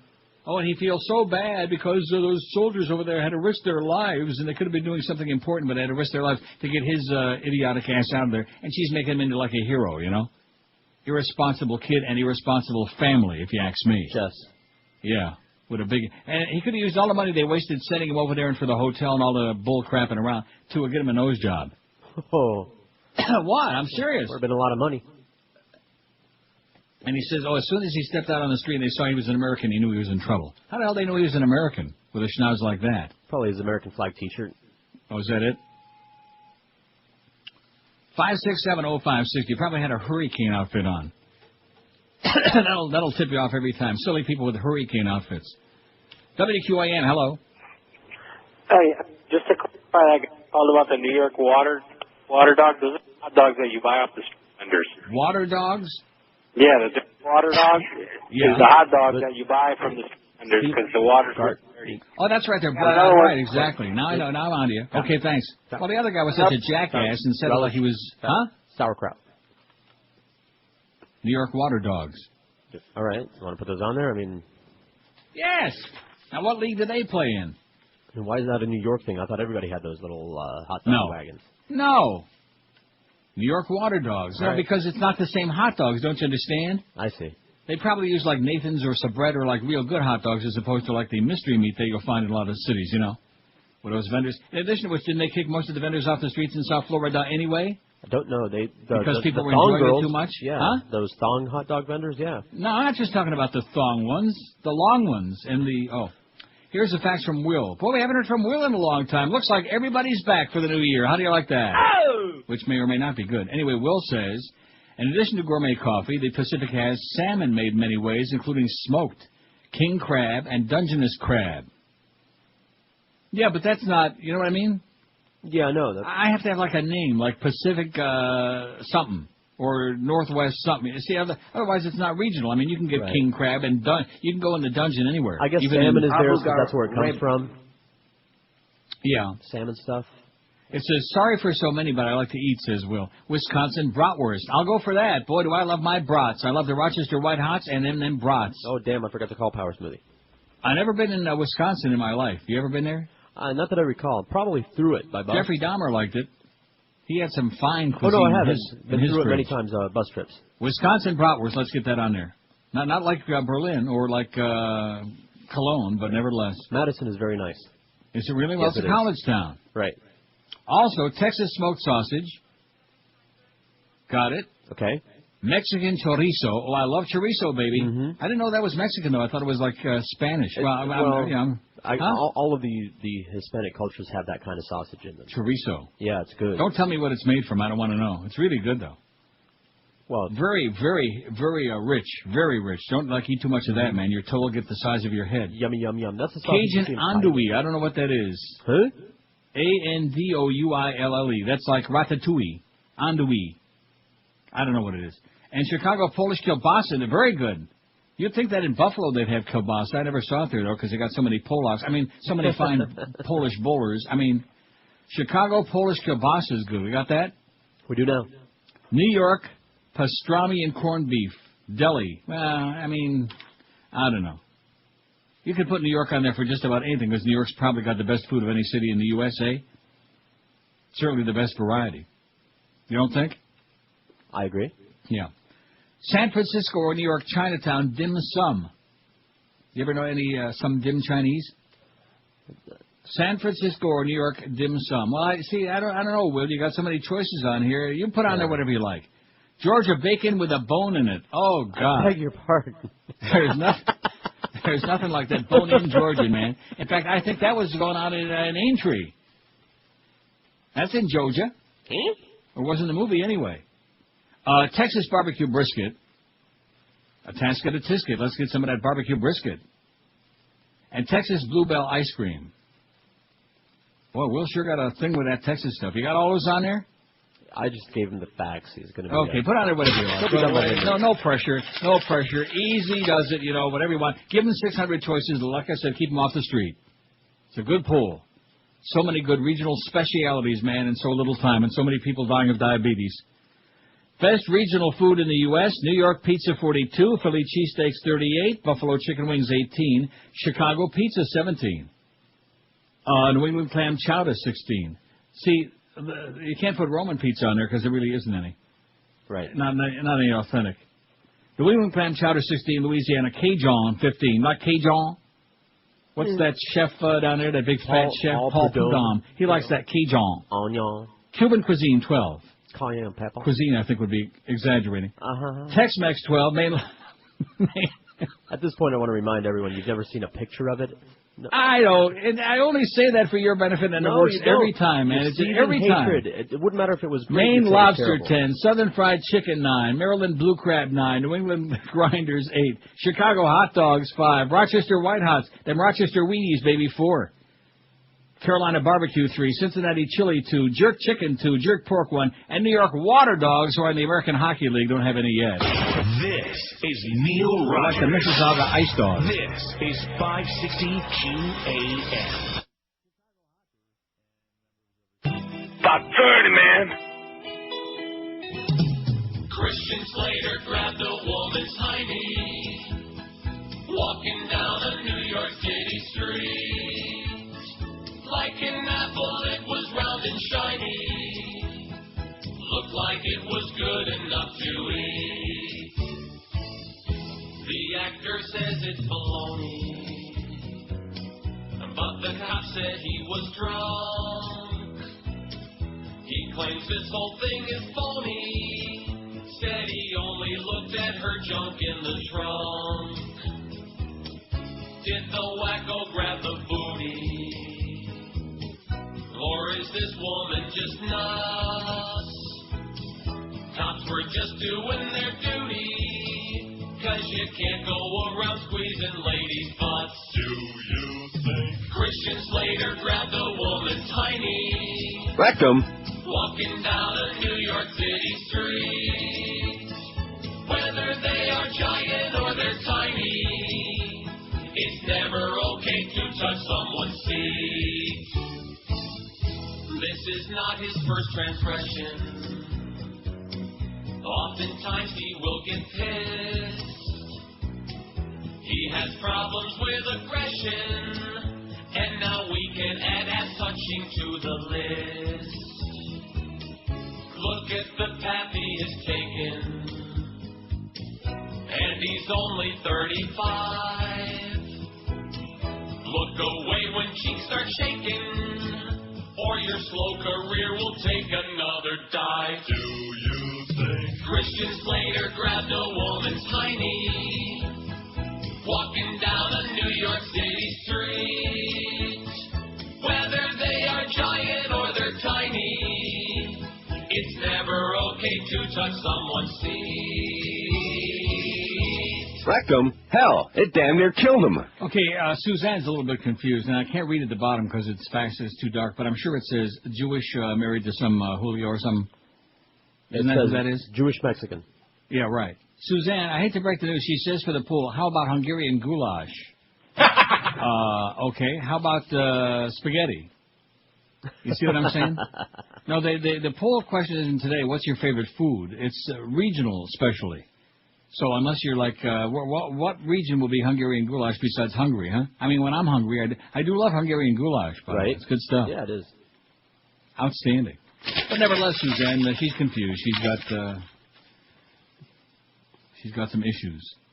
U.S. Navy plane on way to Florida reported missing. The search for 4 aviators. Oh, my God. Missing after their Navy aircraft failed to make its scheduled arrival on time at Pensacola Naval Air Station continues today. The Navy T-3 Sabre liner was scheduled to arrive in Pensacola around 3 p.m. Tuesday, but a Navy instructor, Navy student, Air Force student, and a civilian contract pilot were aboard the Sabre liner. Their identities haven't been released. The aircraft was assigned to Training Squadron 86, took off for a navigation training mission around 11 o'clock in the morning from Chattanooga, Tennessee. Last radio contact came around 11:20 in the morning. The pilot contacted National Center, and that's it. Bada beep, bada boop, bada bop. Still among the missing. Not good. Not good. Maybe they just took off and went into hiding. Maybe they left the country. Maybe they went to Hungary for some goulash. Could be. Israel will not do business with Pat Robertson after the religious leader suggested Prime Minister Sharon's massive stroke was a divine punishment for the Gaza withdrawal. Oy! A tourism official said today. Is the honeymoon over? Robertson, well, he's busy doing business everywhere, man. He had those diamond mines, in Nigeria and Liberia and all of these. He was good buddies with Charles Wilson, one of the world's biggest crooks. Robertson is leading a group of Christian evangelicals who have pledged to raise $50 million to... Wait till you hear this. $50 million to build a large Christian tourism center in Israel's northern Galilee region where tradition says Jesus lived and taught. Isn't that what Israel needs, $50 million to build a Christian tourism center? Well, even those Goyim spend a lot of money, I guess. Hey, it's the Holy Land for everyone. But Ido Hartov, a spokesman for Tourism Minister Avraham Hirschhorn, said Israeli officials were furious with Robertson. If you think Hugo Chavez was pissed, you ain't seen nothing yet. In addition to which, Hugo Chavez is lacking one thing that the Israelis have got. Una bomba grande. Well, I think it would be perfectly appropriate for the Israelis to say, since he was saying, let's take out Hugo Chavez, maybe the Israelis ought to be starting to suggest, let's take out Pat Robertson. Huh? Take him out to dinner? Send him Mossad over there, check out his house. Take him out for a nosh? Right. And then kick his ass. One day after Sharon's January 4th stroke, Robertson said the Prime Minister was being punished for dividing God's land, a reference to last summer's pullout from the Gaza Strip and 4 West Bank settlements. We can't accept this kind of statement, Hartov said. He said the Christian Heritage Center project was now in question, though we left the door open to develop it with others. We will not do business with him, only with other evangelicals who don't back these comments, Hartov said. We'll do business with other evangelical leaders, friends of Israel, but as far as he goes, Casa Hois. Those that publicly support Ariel Sharon's recovery are welcome to do business with us, he said. A spokesman for Robertson's television ministry based in Virginia Beach, Virginia, where they're still lynching people, by the way. We'll get to that story. That's a real pleasant story. What did I tell you about the USA? There's nothing any different now than there was 100 years ago. So they fought the Civil War, they put some laws on the books, and it's still the same racist bunch of crap. Yeah. No question about it. Unless you can play basketball or pro football, forget about it. Or unless you're real light complected and take a far turn to the right like Condoleezza. We don't respond to media reports on our relationship with other governments. We have not talked to the Israelis on this topic, said Robertson's television ministry spokeswoman. We continue to maintain our long-standing commitment to the Jewish people and the State of Israel. As long as sooner or later they convert. They come around. Robertson's comments drew condemnation from other Christian leaders and even El Presidente, even the Bushmeister. Under a tentative agreement, Robertson's group was to put up the funding while Israel would provide land infrastructure for the center. Israeli officials had hoped the project would generate tens of millions of dollars in tourism. And but now, they're finally starting to catch on. A little bit slow on the uptake, but they're finally starting at least to catch on to him. Of course, Jerry Falwell, we haven't heard about him yet. He's the one that put the lynch in Lynchburg. Mm-hmm. Here's another one, another chronic who just on and on and on. You notice how these seem to be coming from the same people. Yes. Wisconsin bratwurst, broiled in beer and onions. Also it says, I'm from Madison, you would have loved living there. Well, I guess I would have loved living in a lot of places. I lived in Boston way back when, and I did love living there for a couple of years. That was fine, but not now. I mean, I didn't spend much time there, but it just seemed like really neat and clean. Where, Madison? Tidy. Yeah. And that's where the Freedom from Religion Foundation is located. That's right, Ann Gaylor. We sure love good old Ann Gayler. 5670560, pound 560. And they see even Eric's getting confused on which day to pull us for. I'm ecstatic. Wait till I send him the one for 6 weeks from Sukkot. He's really going to get all befuddled about that. Just relax, Eric, okay? It's just for fun. It's just to kill some good time. Whoa. Or bad. WQAM, hello. Neil, how you doing, Yes, sir. buddy? Neil, Canada allows gay marriages, but they don't allow Howard Stern. How come? But what does that mean? They got serious here. Yeah, but they don't have Howard Stern. There's a big petition going on. Yeah, some Canadians called in this morning. And they were complaining I have about a suggestion for you, okay? Get a life.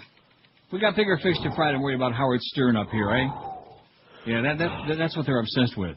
How come Canada? As a matter of fact, he was on here in Toronto on terrestrial radio once upon a time, and in Montreal, and both cities took him off the air. I just mentioned that in passing.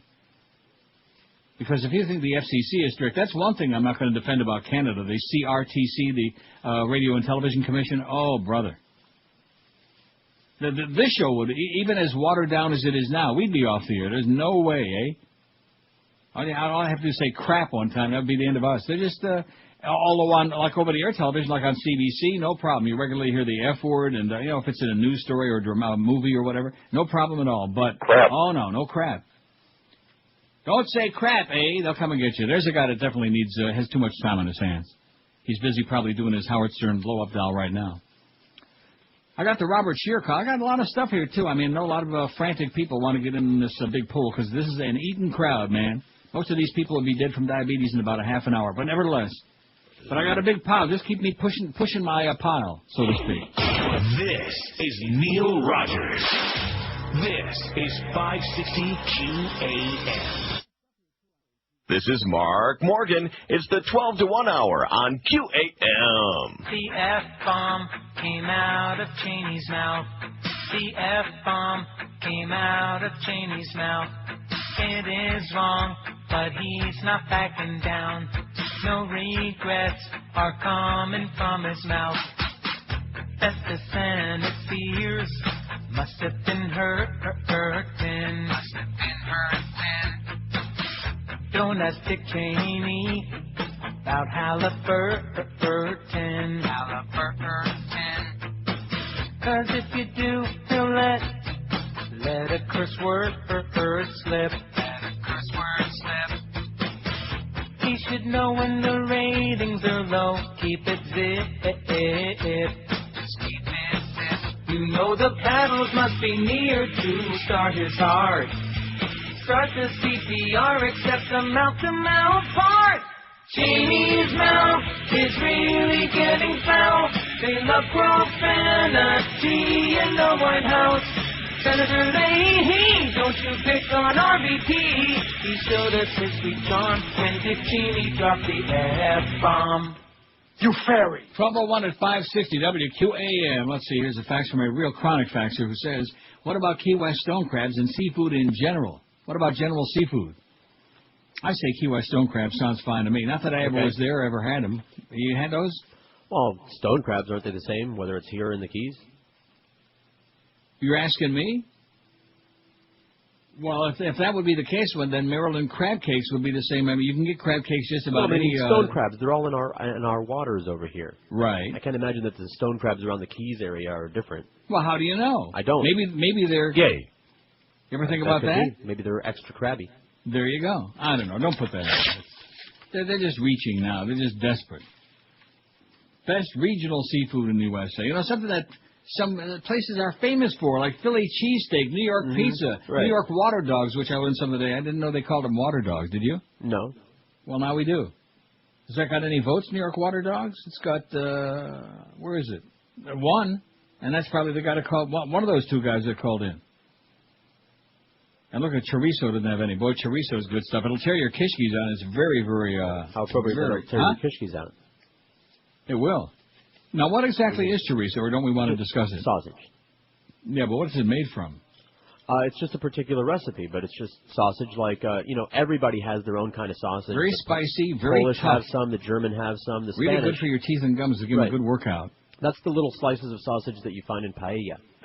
I see. Really WQAM, hello. Hey, I got one for the poll. Yes, sir. How about Wilton Manor Spotted Dick? I made myself a note to laugh later. Okay. Well, let us know when it's going to be. We'll mark it down. Email it to myself.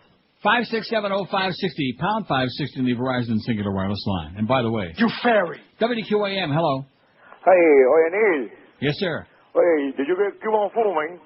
I beg your pardon? Hey, did you get Cuban food in your phone? Keep working on that accent. You got Miami Cuban food?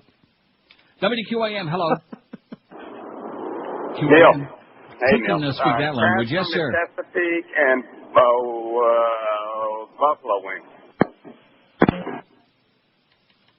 You want to run that by me again?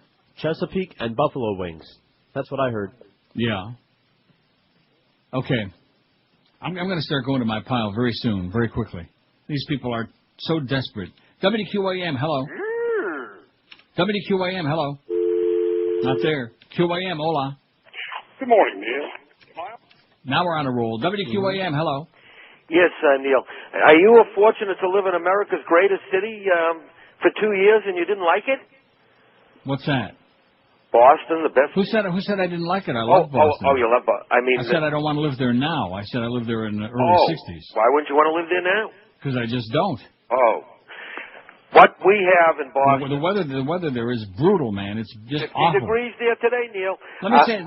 Oh, yeah, well, pick a day. Pick me a good day and then tell me what... Where can you get Brigham's Hot Fudge? Where can you get the best Chinese food in the world? Yeah. Where can you get the best seafood in the world? Let me ask you a question. Where's the finest college? Let me tell you this. Let me tell you, the Italian food in the North End is so overrated in Boston, I can't even begin to tell you. Most of those restaurants suck. You gotta know Most of those restaurants suck. Let me say it again. No. Most of them blow. Who else has the Boston Red Sox?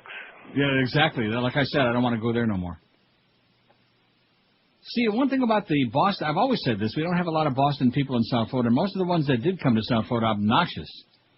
They make the New Yorkers seem like the Jolly Green Giant. I hadn't realized that until now. Oh, no, it's true. Very true. Don't you remember that one guy, the Patriots fan that we finally got rid of? That was calling every day and faxing every day? Oh, my God, what a jackass. And that's all he knew, Just obnoxious. The people that were the decent people in Boston, most of them are still there. WQAM, hello. Hey, Neil. They're in Newbury. Yes, sir. How about key lime pie? Key lime pie from Key West. Yes, sir. All right. Take care. Key West key lime pie. Now, there you go.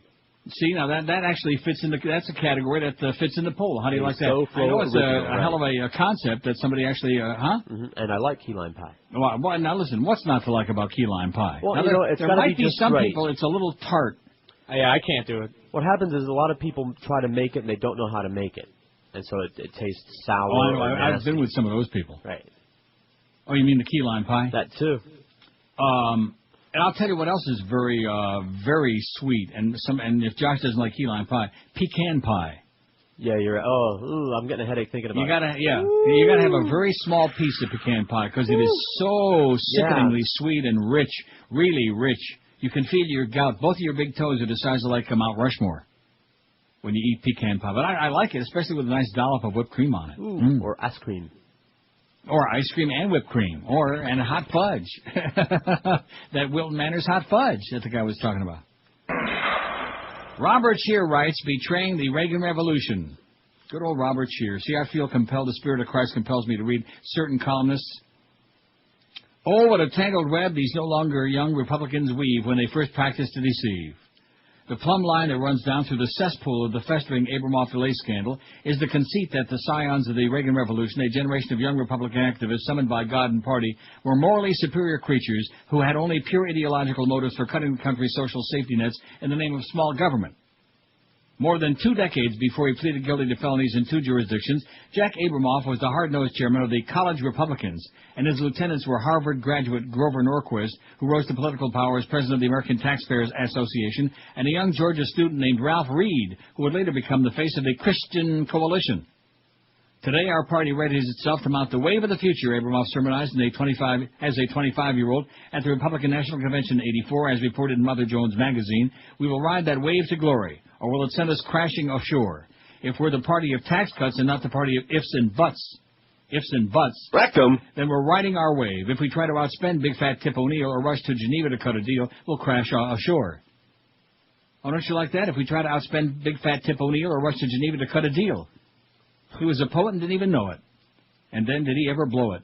Now, however, Abramoff has crashed and he threatens to take down Tom DeLay, who announced last week he won't attempt to regain his GOP leadership post in the House, even as he continues to fight his own indictment in Texas, which an all-Republican appeals court has just refused to dismiss.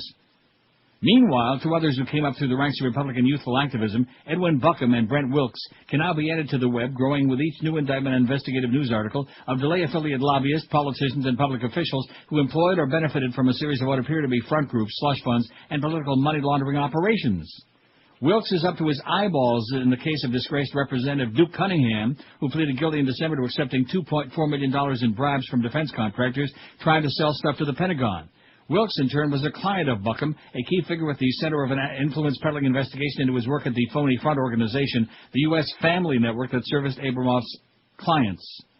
On Monday, Buckham announced that due to recent bad publicity, his prominent Alexander Strategy Group ASG lobbying firm was shutting down. It was ASG that paid DeLay's wife at least $115,000 in consulting fees while selling the company's widely proclaimed access to her super-powerful husband. The lobby firm also provided office space to Americans for a Republican Majority, DeLay's fundraising organization. No surprise, then, that when Wilkes wanted to gain influence in Congress in support of his quest to get the Pentagon to invest in products he was selling, but for which the Pentagon's Inspector General found no real demand, he turned to ASG, paying at least $630,000 for the firm's services. President Bush, as he did with Enron and its politically well-connected executives, is reportedly looking to distance himself from these big-time GOP players going down like a house of cards in a Category 5 hurricane. And as with Enron, whose company chief Kenny Boyle was tight with Bush and was a key financial supporter of his campaigns, such protests will ring hollow to those paying attention because of the perpetrators' prominent work on the president's campaigns, transition teams, fundraising, even in his administration. Abramoff was a patron fundraiser for the Bush 2004 campaign and served on the Department of Interior transition team, while Wilkes was Bush's California campaign finance co-chair. The scope of the scandal swirling around DeLay was perhaps best described by former Republican House Majority Leader Dick Armey, now a lobbyist. Tom DeLay sent Buckham downtown to set up shop and start a branch office on K Street, Armey told the New York Times, referring to a row of lobby firms famously headquartered there. The whole idea was, what's in it for us? Sounds accurate enough. But Armey's candid comment raises the question of why he and others in the Republican establishment didn't blow the whistle on this operation before the indictments came down. After all, bilking the Pentagon for millions, bribing officials, and breaking campaign finance laws is hardly small potatoes. What irony that those once young Republicans who hectored their elders about being more vigilant in defending the nation's taxpayers and security forces should end up now accused of deeply betraying both. There's your buddy Robert Scheer, who got canned at the L.A. Times because they don't like that liberal stuff no more. No more. A little bit too liberal for California, now that the fascist tide is sweeping through all of North America. Maybe that's why they don't like Hugo Chavez. He's a little bit too far on the other side, which he probably is, but nevertheless. The dark side? He's on the dark side, that's right. He is a little bit on the dark side now that you mention it. Medium. With a bad complexion. Oh.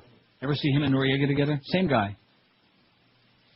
Okay, what do we got leading that poll so far? This is a really good poll. Too bad the audience is out to destroy it. Best regional food in the U.S., New York pizza, 59. You betcha, baby. You can't beat it with a stick. Nothing fancy, just the old pepperoni and cheese will do, right? Right. That's all you need. And again, because they got that great water in New York, that's why nobody can duplicate it. I don't care what anybody tells you. Nobody, at least not in the USA. And the pizza here really sucks. Where? Bad. Up there in Canada? Yeah. Bad pizza. I think even a pizza thief wouldn't want to steal this stuff. All for me. Philly cheese steaks, 48. Buffalo chicken wings. Look how many that's got. About 30, man. New England clam chowder, 26. Chicago pizza, 25.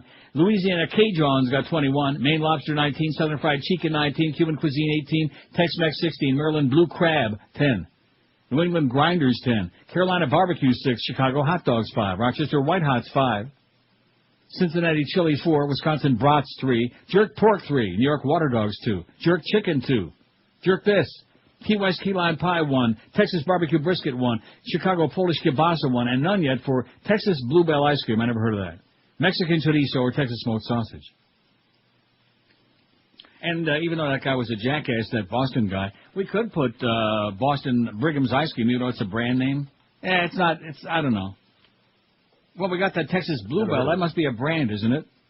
I'll take your word for it. I don't think that belongs on there. Never heard of it. No. Well, whatever. Whatever. 1213, speaking of pigging out, if you've been doing too much of it and you made a New Year's resolution to lose weight, here's the answer for you, man. Balance for life. Even the beast, I guess, if we're going to keep him alive, he can't afford to give up. And he's on Balance for Life again. He's on the sack and losing weight every day. In fact, tune in for daily updates if he's still alive. What could be easier than getting all your food for the entire day, every day, delivered right to your door in a little black sack? And that's what they do at Balance for Life. They send you a menu every week, and you fill out the menu, make your selections, and that's exactly what you get in your black sack. At home, at your work, wherever you are. They give you 3 gourmet meals and 2 delicious snacks delivered every single day right to your doorstep. You're full all day. You're not starving to death. You're not counting calories or carbs or anything else, and you lose weight like crazy. It's the way to do it. So instead of rushing to the gym and wasting your time and a lot of cash, here's the way to do it. Get in the zone. That's the zone by Dr. Barry Sears, who's probably close kin to Brian Sears. Get in the zone with Balance for Life and lose that weight like crazy. And this year, keep up with that New Year's resolution and, best of all, stay alive. Call Balance for Life right now at 1-866-225-4543. That's 866-225-4543, or check them out on the web at balanceforlife.com. In fact, if you call right now, mention Neil Rogers at QAM, you'll get 2 days of food free this week. So make the call right now, because the sooner you start, the sooner you're going to start losing that disgusting fat. 1-866-225-4543. This is Neil Rogers. This is 560 QAM. Clinton for PU. Good morning. Allow me to introduce my new business venture, Pardon University. I don't care what you've done, murder, embezzlement. If you're a cop that made a woman walk home naked, if you got the loot, I'll give the charges the boot. Even though I'm no longer the President of the United States and I possess no real power, I have found a way to jerry-rig the system. I stole a diamond from the Zales jewelry store. How much you got? About $1,000. Pardon you! Yeah! Hey, I embezzled $600 million from my brokerage firm. Jackpot! How much you got? $10,000. Pardon you! I lopped off my husband's willie. Ooh, no can do, Mamacita. Try Jacoby and Myers. Pardon University is not affiliated with any institution of higher learning and may be illegal in most states. If you've got the bread, the charges are dead. Pardon you. Oh, we miss him bad, I'll tell you that. Believe you me. And here's a story about Bubba, as a matter of fact. I also got the info on the memorial service for Skipper Chuck for Monday. It's sliding off my machine right now. It's a good machine, by the way. Come on. You going to go to that memorial service? In fact, I'm off on Monday. It's Martin Luther King Day, so maybe I'll go to the memorial service. Well, I'm not. Oh, that's right. I'm out of town. I forgot. Well, see, there are a lot of people who are very confused. In fact, even Joe said to me yesterday, it sounds like you're right in town. Sounds like you're right here. Everybody tells me that. And you know what? I am. Wouldn't that be something? Oh, he's not in Toronto. He's in Boynton Beach. Why the hell would he want to be up there freezing his ass off? Although the sun is shining, 45 degrees today. Anyway, former President Bill Clinton surprised U.S. troops from Iraq when his refueling stop at the Bangor, Maine International Airport coincided with their arrival. His plans for a quick departure Monday night were delayed when a problem was discovered with the aircraft, allowing Bubba to join a line of local greeters who meet each plane carrying troops returning from overseas or leaving for duty. Thank you for your service, Clinton said as he shook hands and hugged many of the troops. He autographed hats, cards, other items. Clinton had some fun when Army Specialist Joshua Rauschenberg used a cell phone provided by troop greeters to call his sister-in-law, Shancy Garrison, in North Carolina. He handed over the phone to the former commander-in-chief. Hi, Shancy, it's Bill Clinton, the former president said into the phone. The troops, about 600 of them, were returning to bases in Oklahoma, Texas, and Georgia. Their 2 chartered aircraft had landed for fuel. This is great, Staff Sergeant Anthony Thompson of New York City told the Bangor Daily News. Clinton's private jet was scheduled to land for fuel, but there was a mechanical problem as well, said Rebecca Hupp, airport manager. While the flight was scheduled to land for fuel to clear customs, airport administrators didn't know that Clinton was on the plane. Clinton was returning Monday night from Paris, where he had met with French President Jacques Chirac to discuss plans for his charitable organization, the Clinton Foundation, and was obviously getting laid. How do you like that? All right. That was his Head Start program in Paris. Here's the memorial service for Skipper Upchuck. A public memorial service has been scheduled for 2:30 p.m. See, you got time to get up there. Well, maybe not. on Monday, January 16th, for local radio and TV personality Chuck Zink. Oh, and there's look at that picture of Skipper Chuck. Go on the Sun Sentinel website. Hold it up.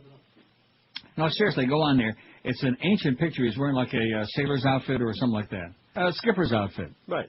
As in Skipper Chuck. But a young Skipper Chuck there. Anyway, the longtime host of the popular Skipper Chuck Popeye Playhouse and Area TV.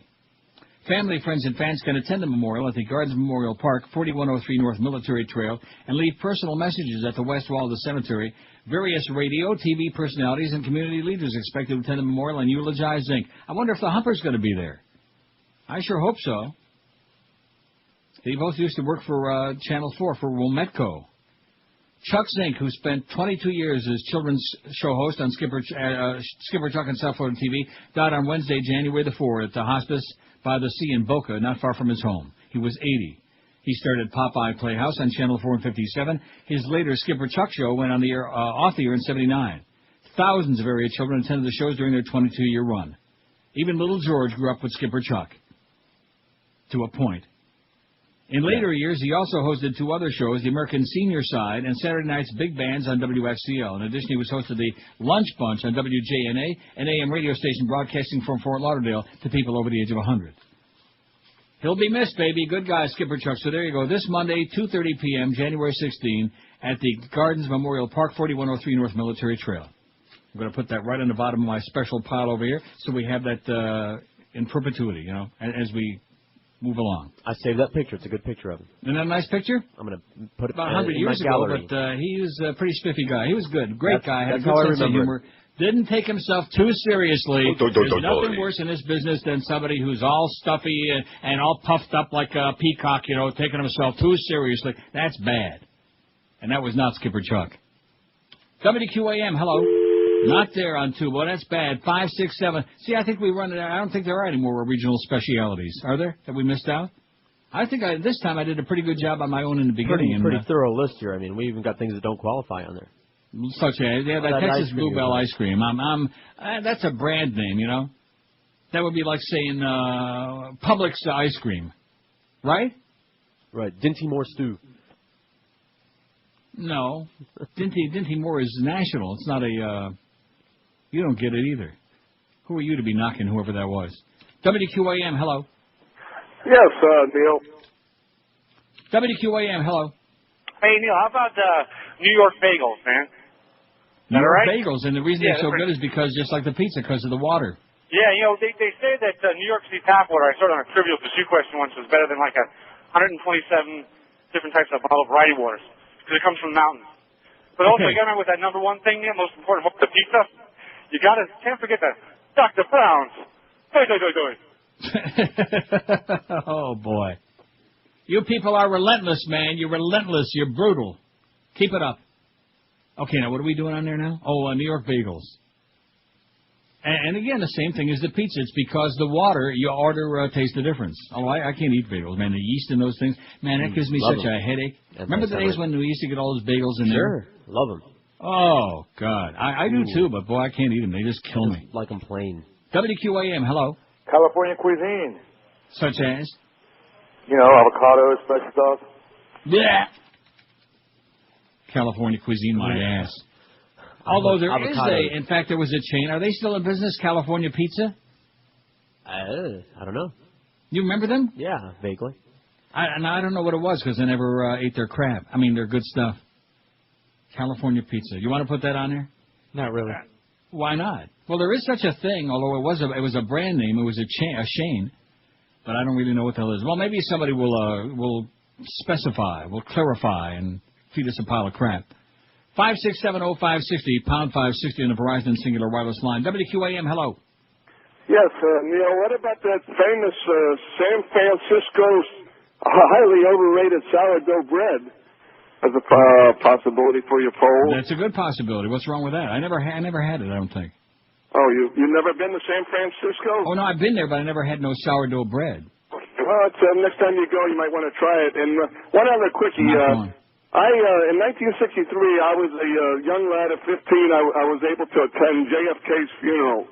And then 15 years later, when Jackie Reginald Van Gleason passed away in North Miami, I was able to view They had a viewing in North Miami, believe it or not.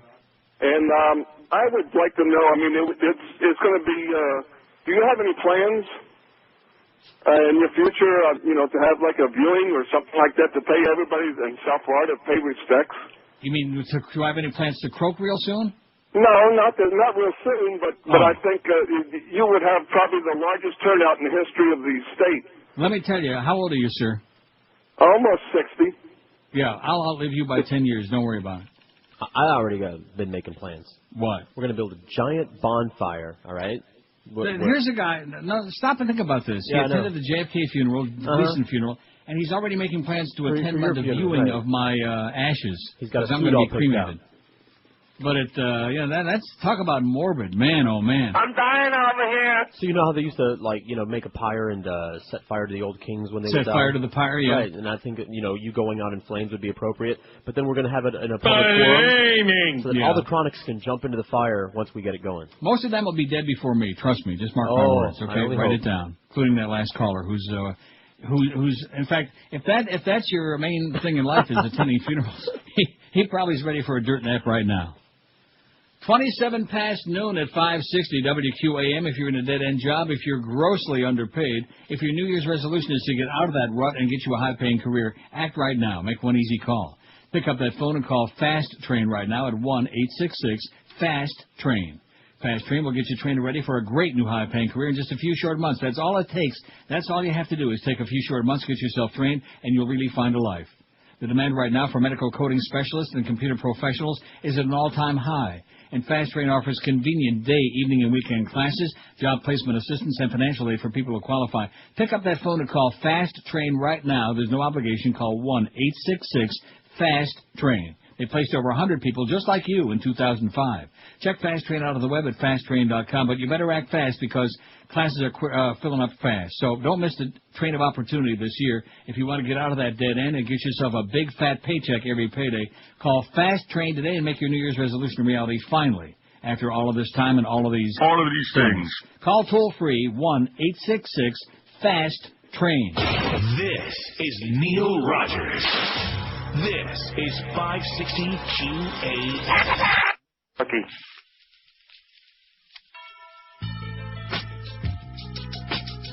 Hey, yo, this meal is for everyone. Just shut up and try it. Hey, yo, in a box with no locks, with a fox wearing socks. It's no sweat, don't forget, let me get a new set. Now I'm mad, yes I'm bad, cause I've had all I can. Will you go back to Whoville, but you will want food still. My voice is no choice, don't resist, I'll get pissed. Persistent and constant, I want you to consume the food that I now got on my hot plate I bought. No excuse, Dr. Seuss made me ruthless and cruel. The Grinch gives you pinches, where I'll give you stitches. So shut up and give up, open up and eat up. Just try it, no diet, you see that? You like it, I don't mean to be mean, but that's how I can be. Cause I am the man who created this ham. If I wasn't, I wouldn't be Sam. I am, in my mind, this is my master plan. After this, it's blue toast and jam. And I am the man who creates and ham. If I wasn't, I wouldn't be Sam. I am, in my mind, this is my master plan. You know me, I'm Mr. Sam, I am. Oh yeah. Yo, Cindy Lou, why don't you slice me up some roast beef? You guys know Dr. Seuss? He's kicking it straight up. Yeah, slice this. It's 12:34, 26 to 1 at QAM. New York Pizza Man looks like it's moving into a nice lead over Philly cheesesteak. Those seem to be the two contenders. All for me! Those are the contenders. All the others are just pretenders. Samia Mamuk. I beg your pardon. Considered the chickens in her backyard to be beloved pets.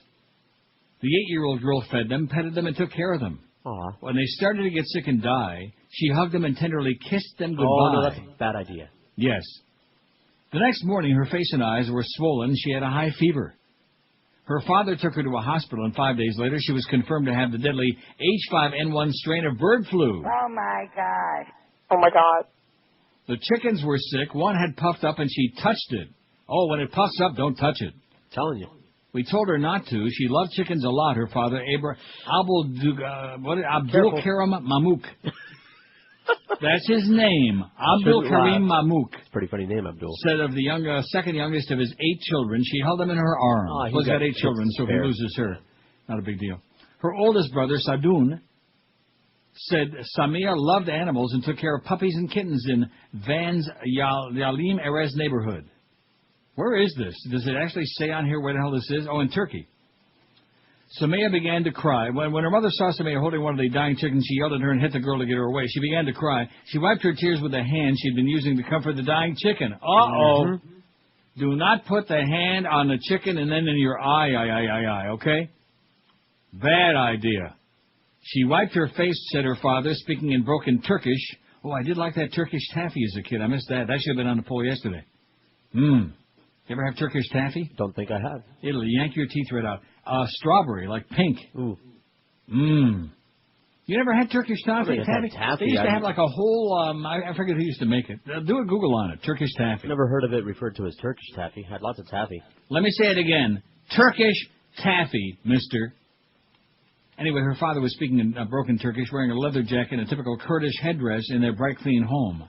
She started to swell. She had really high fever. She said, this isn't so swell.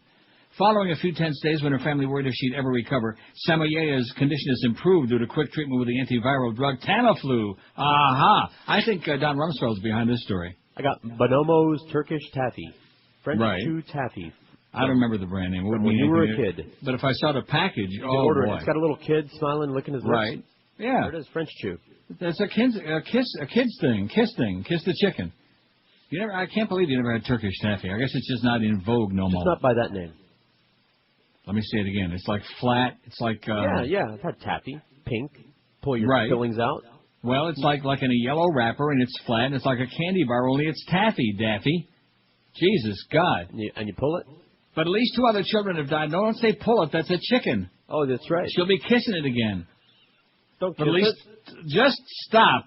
Stop, please. Shove a 2x4 in his mouth or something, will you please? At least let's get to 2 o'clock today. But at least 2 other children have died of the same virus in Turkey, and as of Tuesday, 15 people have tested positive for infection in preliminary tests. Many are children. The disease also appears to be spreading.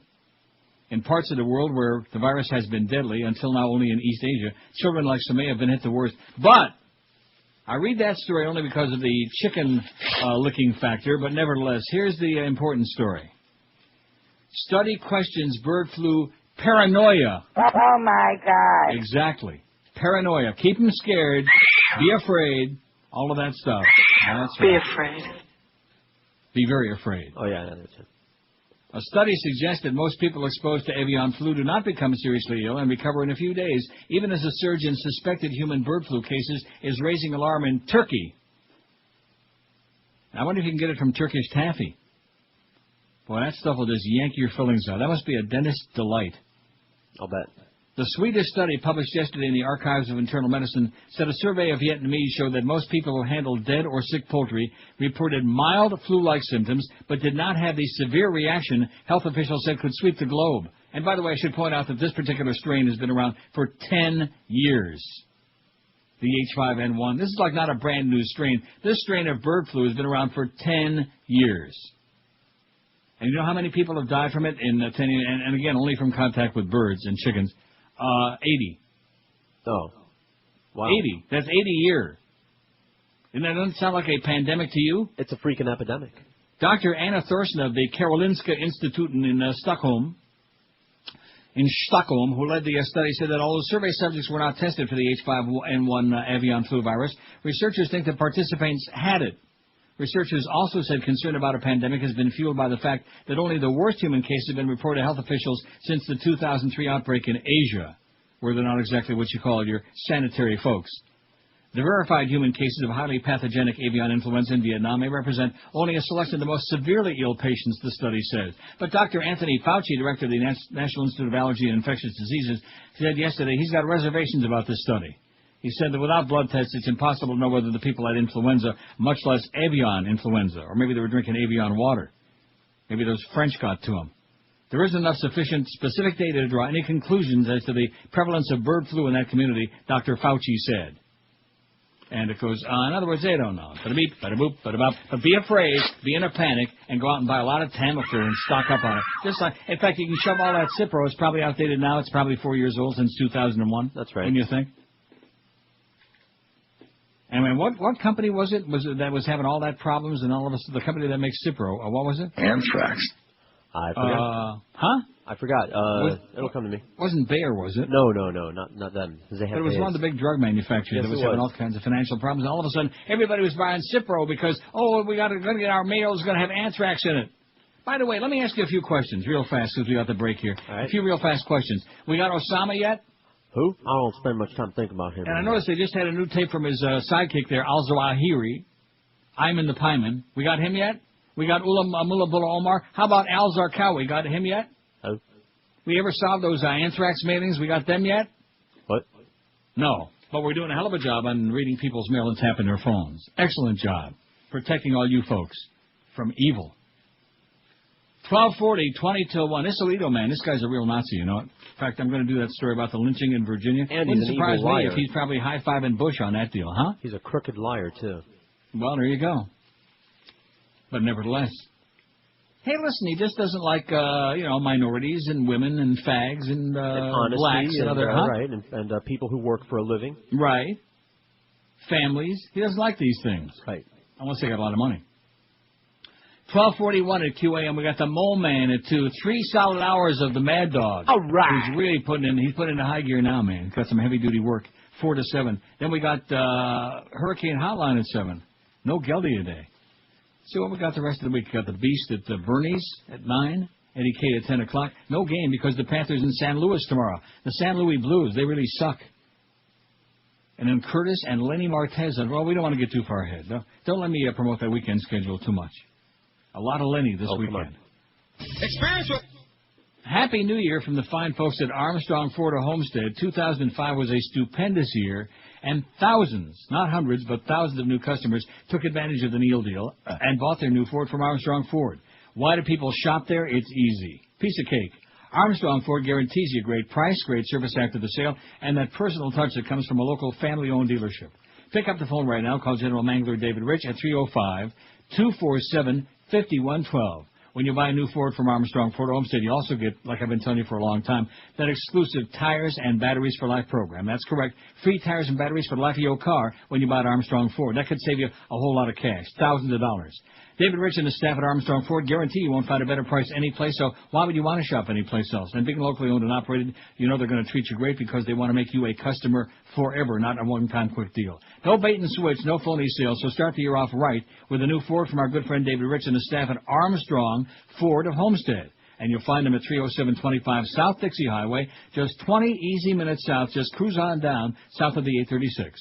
Check them on the web, ArmstrongCars.com, and then drive a few miles extra to save yourself a whole potload of money, thousands and zillions of dollars when you do your car shopping at Armstrong Ford of Homestead.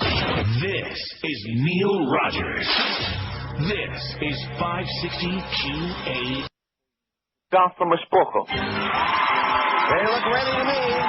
We're going to do a toss-up, get started right away, and give away $1,000 here. The category is phrase. Let's go. Oh my God. I'm incredibly dyslexic. Talk it out. That can help you. Sometimes your brain will hear your mouth say something. Oh my gosh, I don't think I'm going to be able to get this word. I'm sure something will pop in my head here. You know, and when I get excited, I tend to stammer a little bit. You know? Oh my gosh. All the pressure of trying to come up with an answer, but it hadn't yet. Rock and roll! There you go. Freaking genius! Drinking all the time. I shouldn't be drinking alcohol, period. Yeah, well, what are you going to do? Ozzy, Mom loves your stuff. So long. Bye. That call we had before the last break, that was the most morbid call I think I've ever had all these years, in about 30. About 30, man. Isn't that incredible?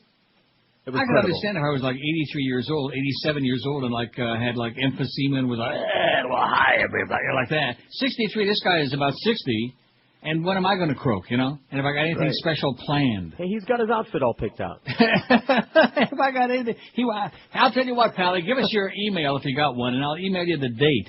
How's that? We'll make a date for my death. We're going to have you taxidermied and put on display. There you go. And they can throw like a rotten halavai at me. And then the old Cubans can come back. Of course, they'll all be dead, too. That's one of the great things about having made it this far, you know, all those old, nasty, rotten bastards that called on KAT and W Snooze, you're a piece of crap, you're a blah, blah. They're all pushing up pansies now. Isn't that something? It's something. Well, you know, I mean, as you get older, that's one of the things that happens. I mean, friends, enemies, people are in the ground, you know, and you look back and say, holy cow. But in the meantime, you're still alive. And that's something. You're still alive. You look in the mirror every morning, you're not too happy with what you see necessarily, but nevertheless, you're still breathing and living. Yeah. Great news in Miami, speaking of it's a crime. Only 56 homicides were reported in the city of Miami in 2005, and major crime was down 5% from the previous year, police brass said today. Police brass, knuckles. Chief John Timoney. I wonder how his kid's doing without 8 million pounds of pot. I won't see him no more. Notice we didn't hear no more about that. Chief John Timoney said in a morning press conference the murder rate hit a low not seen since the mid-1960s. Oh, man. See that? They hit him with 5 shots, and they're still alive. I think that was only 4. 5 shots. To compare, 2 decades ago in 85, Miami police logged 137 homicides. According to city statistics, detectives solved 86% of those, while the national average clearance rate hovers around only 63%. It hovers. This is a good news story, said Timoney, unlike, of course, the story about his kid with those 42 million pounds of pot that he was trying to peddle. These statistics are unofficial, but likely similar to the official numbers that will be sent to the FBI in April, he said. At the press conference, Miami Mayor Manny Diaz, whose son is still printing those bills, I'm sure, Commissioner Joe Sanchez, and City Manager Joe Areola hailed the declining crime rate as historic for a city that's long been associated with crime. The decline in crime, of course, mirrors the trend all across the country. Nationwide, violent crime was down during the first 6 months of last year compared to the same period in 2004. Violent crime category includes murder, forcible rape, robbery, and aggravated assault. So let's see. We had how many for that guy that called that was spent all that time in Oakville at the shopping mall a couple of weeks ago? Remember that guy who was giving me the lecture about Toronto and what an expert he was? And how violent it is here. And, oh, boy. Let's see. Now, the city of Toronto is about 2.5 million people, okay? The GTA, the greater Toronto area, is like 4 to 5 million. But so 2.5 million, the city of Miami is 362,000. So let's say between 8 and 9. I'll do you a favor, say only 8. So 56 times 8 is what? 48. 448. There were 72 murders in Toronto in 2005. If we had the same rate as the city of Miami, it would be 448. That wouldn't have been too great. That would be like Detroit and New York and Chicago, places like that. Because, again, this is not Dade County, keep in mind. That's just city of Miami. 56 homicides. Got it? So for that guy who spent those 2 minutes in Oakville, which is like spending 2 minutes in Boynton Beach, you know, and is the expert on Toronto and the GTA and all that, you're an idiot. And don't come back, please. We're doing okay without you.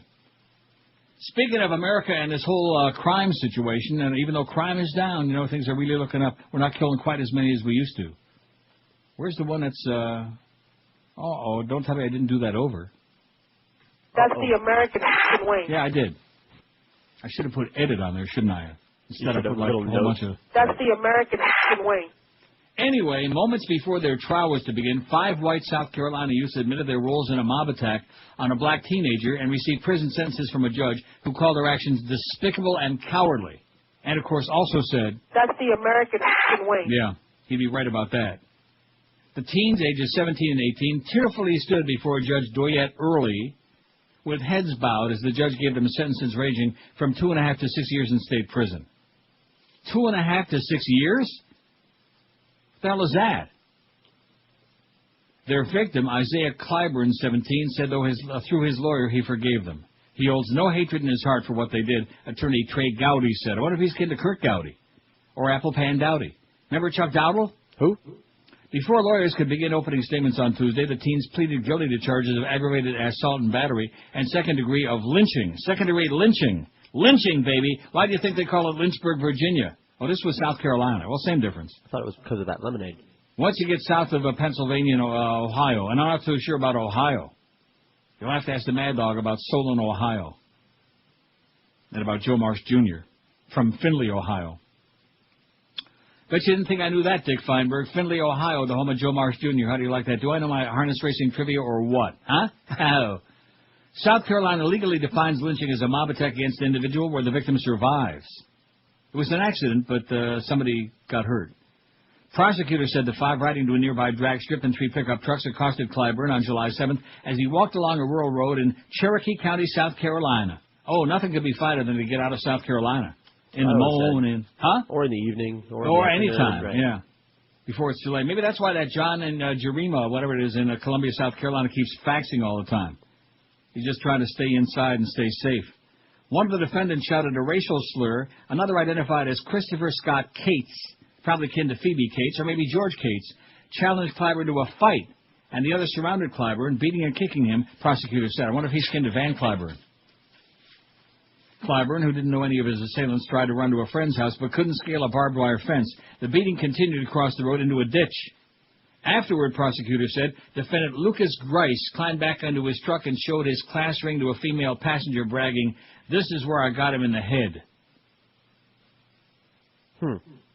You're not the only one who got some good licks in, another defendant said, according to prosecutors.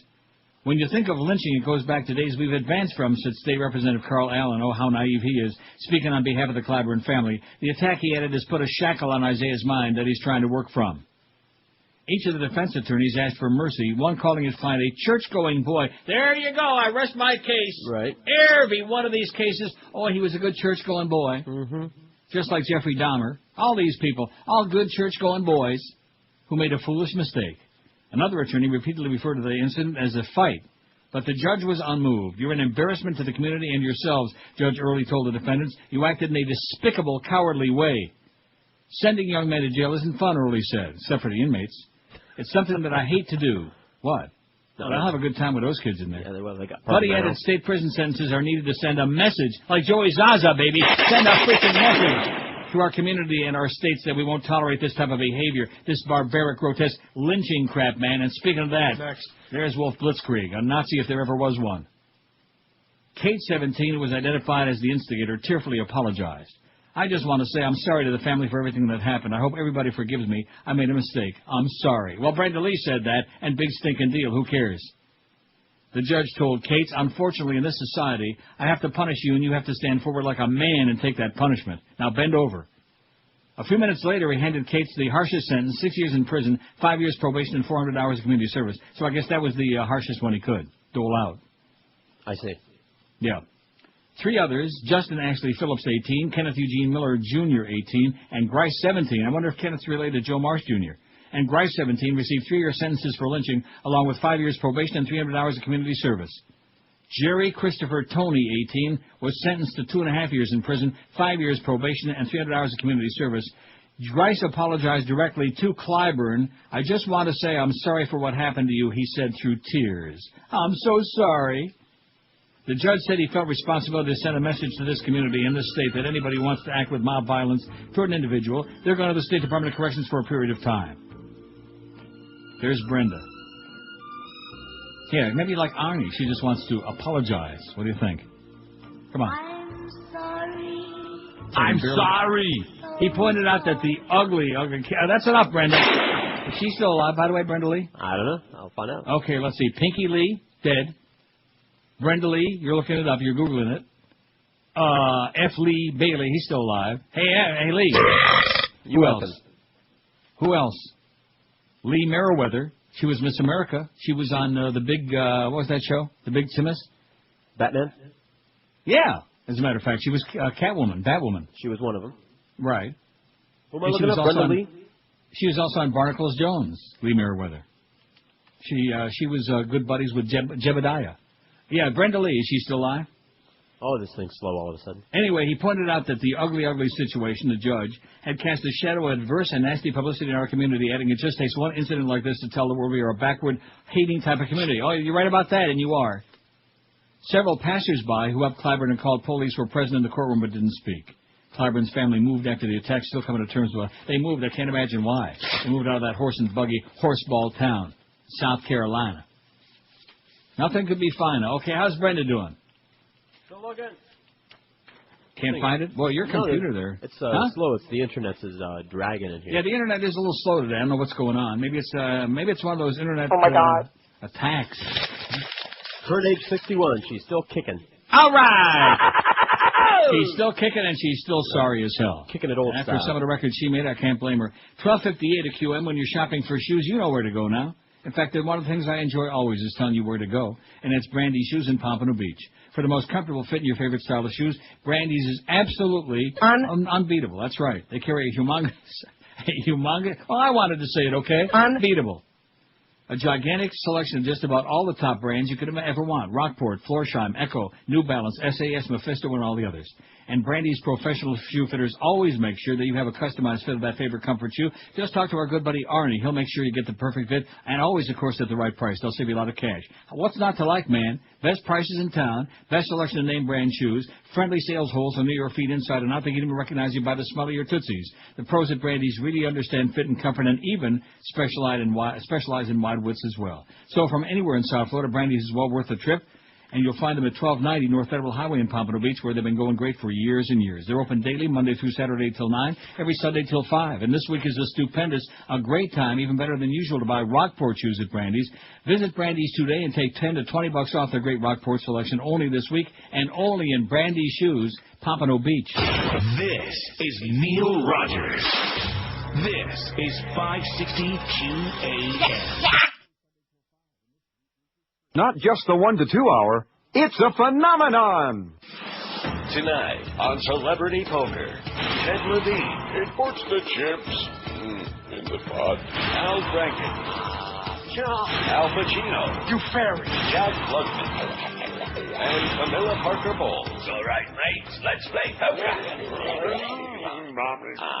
What are you betting, Alan? $6,000. I call you Alan, because I am Al Franken. I don't care who you are, you fairy. Now, how much? $6,000. That's an awful lot of money. What are you going to do about it, you fairy? What do you got, Jack?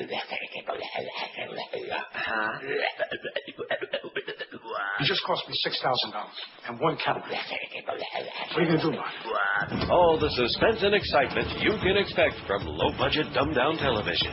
Like this viewer here. That was funny. Oh, God, I want to die. Become fleshy jello in a chair with Celebrity Poker on ESPU. 103 at 560 WQAM, the Mole Man, coming up at 2 o'clock this afternoon. Best regional food in the U.S., eh? I don't think they like this poll. I just have a feeling. I don't know why. 467 vote, and we put it on there right after 11 o'clock. They don't like it.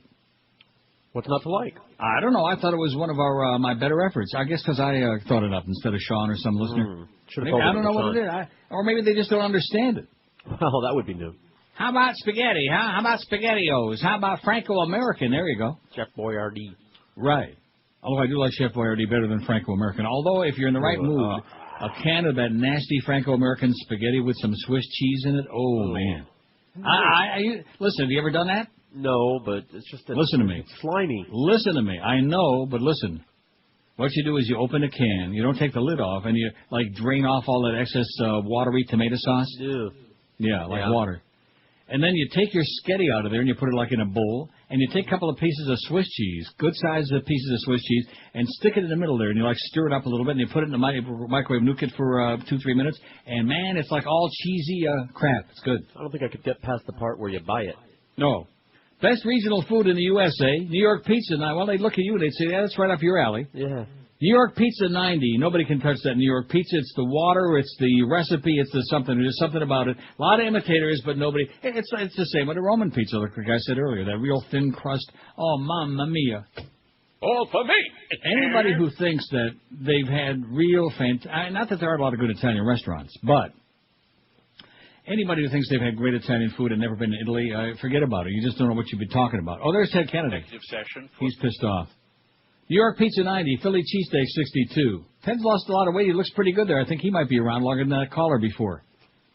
Philly cheesesteak 62, Buffalo chicken wings 37. Well, look at the drop-off there. It's strictly between the New York pizza and the Philly cheesesteak, eh?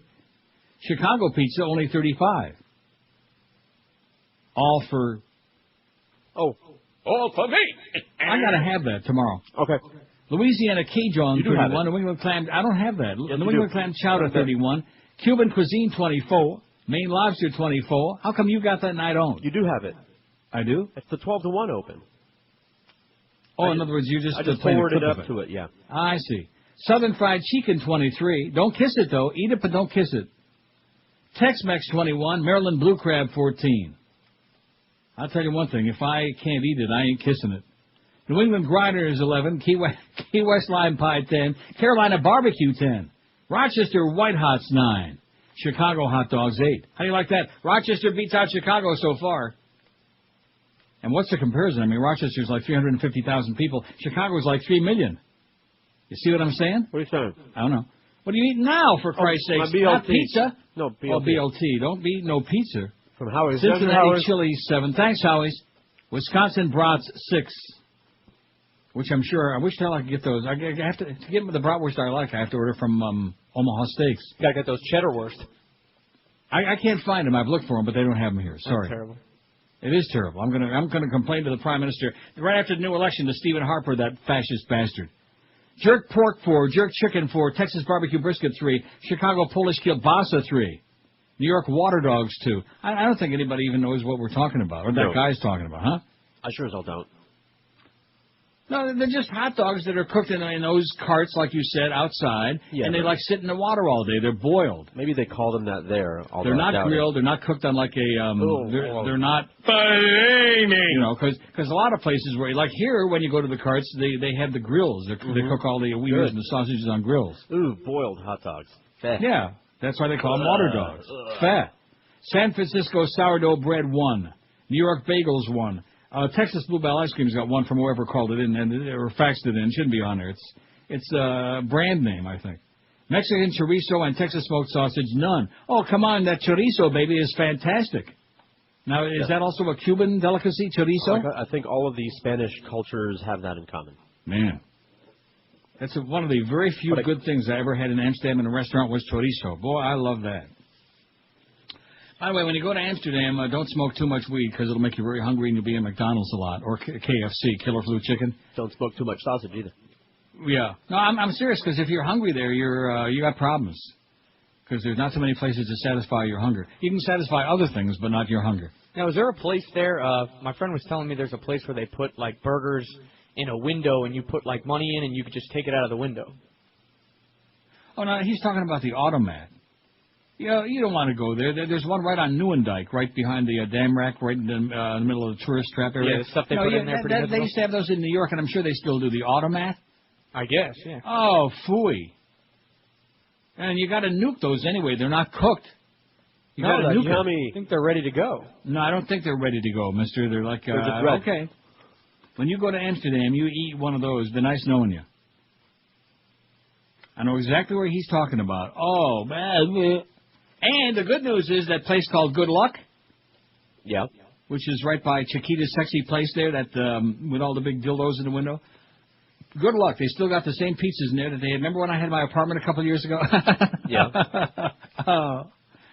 Oh, man. I just don't, I don't get it. I just absolutely don't get it. They have stuff in the window, and then they got macaroni in there, you know?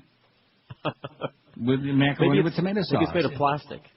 It's not made of plastic. I've seen them reach in there and grab a slice and heat it up in the oven. In the oven. Boy, if you haven't eaten at the automat, I got a suggestion for you. Don't. Wow. WQAM, hello. Hello, Neil. WQAM, hello. Hello, Neil. Yes, sir. I got California Pizza Kitchen. They still exist, I believe. I think there was one on Dixie Highway or US 1 up in Pompano. Well, what is that? One of the restaurants over there. It's They just make pizzas and all that, I guess, obviously, but their claim is that they invented barbecue chicken pizza. So. Barbecue chicken pizza. No, I don't think so. Very good. No. Is it? Yeah, I didn't think so the first time. The only problem with that is I've seen barbecue chicken pizza all over the world, so it's not like, I don't believe that, number one. And number two, it's not a regional specialty. See, they don't get it. They don't why am I taking more calls now? They don't understand. I thought this was a fine poll. And thank God that I put most of the choices on there, at least a good whole bunch of them in the beginning. You know what I'm saying? What are you saying? Because I understood the poll because I'm the one that thought it up. But like barbecue, how about pepperoni pizza? How about pineapple pizza? How about bread? Yeah. I got one for you, and it is in the U.S., even though it's a long ways away. How about Polynesian food, which you get in Hawaii a lot? Now, wasn't I just talking about that the other day, about the Chintiki in Detroit and the Mai Kai and Trader Vic's and all of those places, and the Mauna Loa? Let's put it on the Mai Kai right there in Fort Lauderdale, which is a tourist trap, but nevertheless. Huh? Right. Polynesian food. Polynesian food. Right. We'll put it on there. Well, I mean, in Hawaii, you go there and you get like kind of authentic Polynesia, even though it's not Polynesia, but it's a little bit closer. See what I'm saying? By the way, the Mai Kai is very good. It's just incredibly expensive. I do not agree with you. I ate there a few years ago. I did not find it to be very good. I've eaten there many times over the years. Well, that's because you don't know real Polynesian food, so you think it's great. That's right. Okay.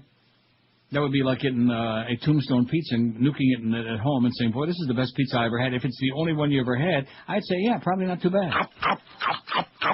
All for him. Oh, that's bad. Just like I said, relentless. Never, ever let up. Never just take your foot off the head. Bad. Sydney, Australia. For Australian Chris Lyons, resetting a 4,400-digit number was as easy as pie. Oh, you saw that movie, Pie, where he drilled himself in the head at the end of the movie? Lyons, 36, recited the first 4,400 digits of pi, a mathematical value that has an infinite number of decimal places, without a single error. How do they know? At the 2006 Mindsport Australia Festival on Monday, organizer David Cordover said on Tuesday. The memory coach from the southern city of Melbourne took 2.5 hours to complete the feat. Lyons said he spent just 1 week memorizing the digits before reciting them for the judges at the festival. With the right techniques and a bit of practice, you can remember whatever you want, Lyons said. Lyons' feat is far from the record high ever. In July, a Japanese psychiatric counselor recited pi to 83,431 decimal places from memory, breaking his own personal best to 54,000 digits and setting an official world record, media reports said. Oh, talk about get a life. I even respect the guy that goes to funerals as a hobby better than that. You know what I'm saying? Like that Reverend I'm Phelps. dying over here. Oh, brother. Yeah, you got anything planned special for your death? Oh, that South Florida audience, man. What a bunch of killers. They really got a sense of humor. 113. There's Diane Feinstein. She don't look too happy. Bada beep, bada boop, bada bop. Hey, attention, men. Not you, Diane. If you have a hair loss problem, or if you're currently wearing a hair system, you better listen to this. Chuck Alfieri, as you know, has been supplying and designing hair systems for the showbiz personalities, politicians, and more importantly, you, the everyday guy, for over 40 years now. The old copy used to say 30, but that copy was 10 years old, Troy. For over 40 years. Now, most people say you can always spot a hair system, but those are the bad ones you can spot. You know what I'm saying? Like that. But how many good hair systems go unnoticed? A whole lot. Charles Alfieri's hair systems are completely natural, designed with just the right amount of hair and the proper recessions. Run your hands through it. It looks and feels just like your own hair. And listen to this. For just $99, Charlie will custom design a hair system just for you. You try it for a couple of weeks. If you're happy with the way it looks and feels, it's yours for just an additional $500. And Charlie is so confident that you'll be satisfied, he offers you this amazing guarantee. If you're not completely happy with the hair system, return it and Charlie will give you back the $99 and it costs you nothing. Now, there's an offer you can't refuse. So if you want to look better and much, much years younger than you ever thought you could again, here's the way to do it. Give it a try, okay? Like I said, you try it for a couple of weeks, and if you don't like it, get your money back. Nothing to lose but that ugly bald spot. So call Charles Alfieri today, toll-free, and make an appointment at Studios in Fort Lauderdale. Call 1-800-321-2413. You'll never believe how much better you can look. 1-800-321-2413, or on the wicked web, charlesalfieri.com. This is Neil Rogers.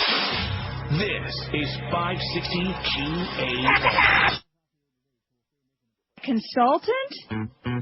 This old man, Dick Cheney, he had angioplasty, had a heart attack, paddle whack, got him a full tone. Next time he's not coming home. Hey, kids, did you like that? Well, let's do another one, this time with the president. This nitwit, his name's Bush. He's a hemorrhoid in the tush. He picked a guy who would die so he'd be alone. There's nothing in his empty dome.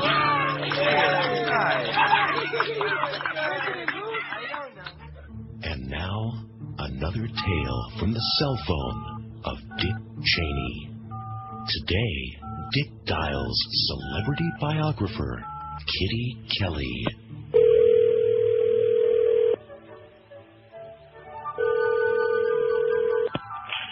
Hello? Yes, hello. Kitty Kelly, please. Speaking. Yes, Kitty, this is Dick Cheney, Vice President of the United States of America. How are you? Fine. That's good. That's nice. Is there something I can help you with? Yes. It's just that book that's coming out next week that you wrote. Frankly, we question its credibility, and I was wondering if maybe you could wait a couple of months before actually putting it out. I'm sorry, my phone is breaking up. Did you just ask me not to print the book until after the election? Yes. After George Bush gets reelected, print all you want. We won't care then. Why would I want to do that? Hello? Money grubbing. What? Liar. Oh, my. If your book's released, the terrorists win. Huh? You're messing with the President of the United States of America. Okay, I'm hanging up now. We know where you live, you dumb bitch. Okay. That's right. We'll get your little dog Toto, too. Bye-bye. What's wrong with you? Hello? Hello?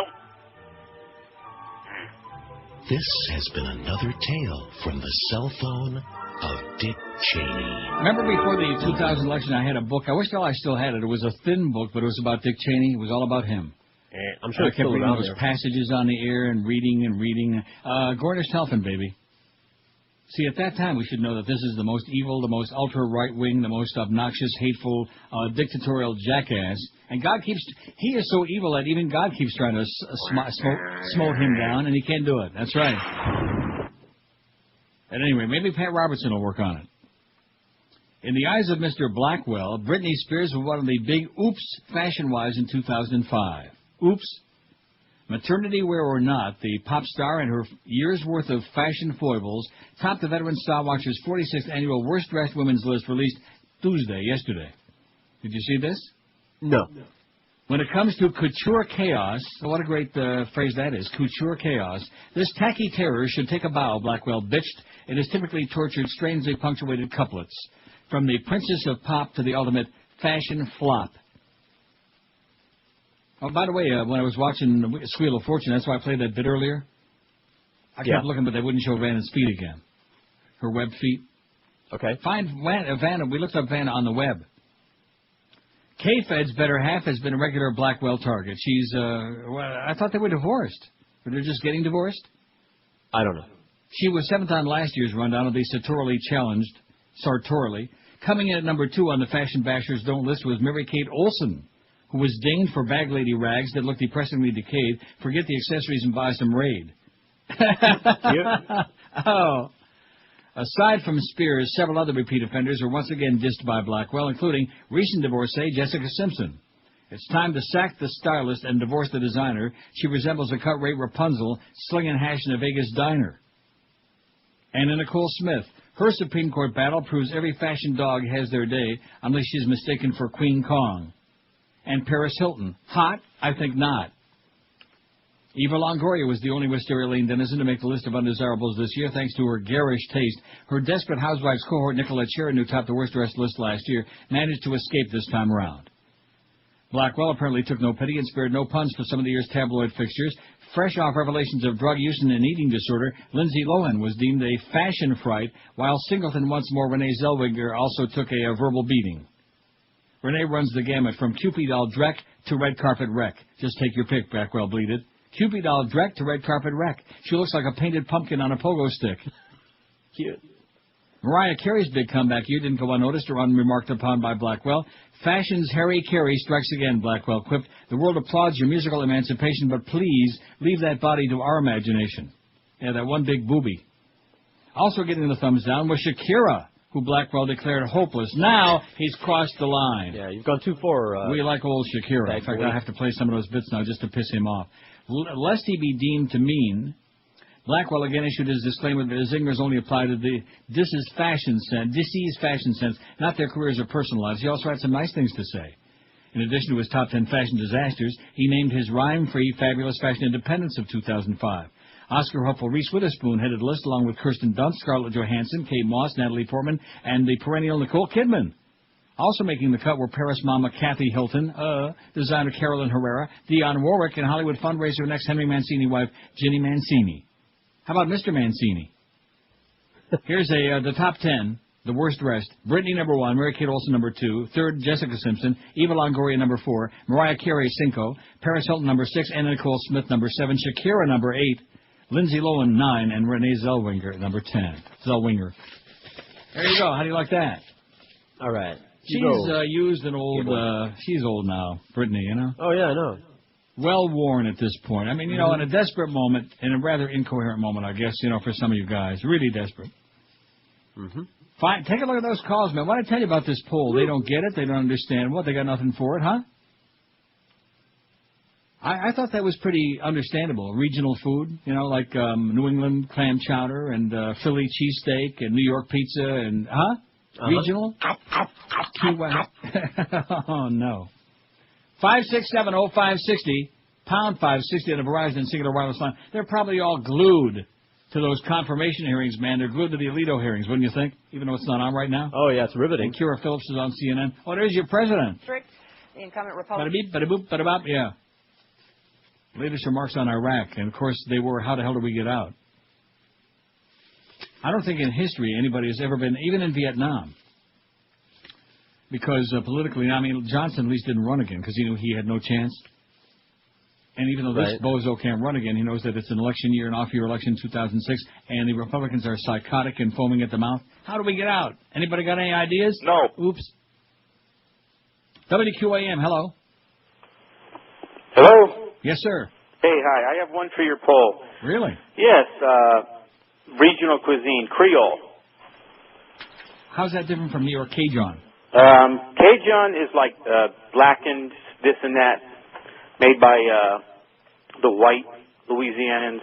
And Creole is the different. It's like pasta boudin and etouffee. Oh, watch your language now. Oh, sorry. Okay, thanks. Oh, and first. Oh, geez. Did you cut him off? Well, I had my finger on the button already, and I couldn't stop. You know how that is? You got your finger on it, you just... Inertia. Yeah. At any rate, so Creole is good. I see there's a differentiator. Just put Creole on there, okay? And so we will. Now, see, I'm confused about... Yeah, man. See, I don't know if in the islands they eat Creole. What's their story? I don't know. Maybe one will call in. Oh, no. 1:26, just pretend George didn't see that. At 560 QM, we got the Mole Man at 2 o'clock coming up, baby. It's going to be probably getting all ready for the big playoff games this weekend. Well, let's see. Who does Josh like in Denver and New England? Definitely Denver. Finally, a TV experience like no other. Comcast digital cable with on-demand is easy to use and it has lots to love. And today you can try it for just $29.99 a month for 4 months. Why is TV so much better with on-demand? For starters, you can watch a wide variety of movies and shows whenever you want. It's a revolutionary new way to enjoy TV. On-demand is a library of thousands of programs ready to start when you say so, with programming including free movies, kid shows, music videos, cooking shows, sports, home improvement shows, guitar lessons, and just about everything else. You'll always have something good to watch right when you want to watch it. And don't forget about control. With on-demand, you can start, stop, pause, rewind, and fast-forward programs using that remote control. You can't get all this with satellite. With up to 250 channels plus on-demand, you can build your own TV schedule. Who could ask for more? And best of all, on-demand is free with Comcast digital cable. So pick your show time, sit back, and you wonder how you ever managed without it. Call today, order Comcast digital cable and HBO with the power of on-demand for just $29.99 a month for 4 months. Call 954-COMCAST in Broward or 305-COMCAST in Dade. Call for details. Certain restrictions apply. 305 Comcast in Dade County and in Broward, 954-COMCAST. This is Neil Rogers. This is 560 QAM. Yes. No sports tonight. Just the ESPN retarded midget wrestling. But even I can't make a sport whole show about that. Maybe that stale figure before me can. Roy, I gotta go back there tomorrow. I'll just sit here and watch this Turner movie channel.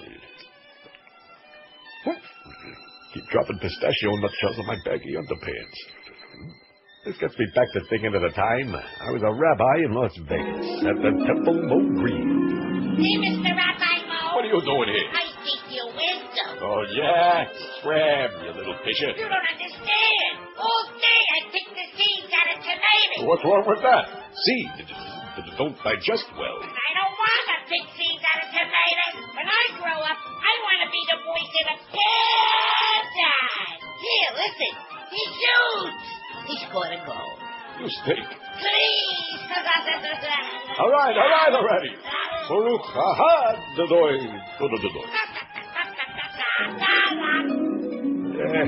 Them there were the good old boys. What am I watching here? I dropped one of my nuts.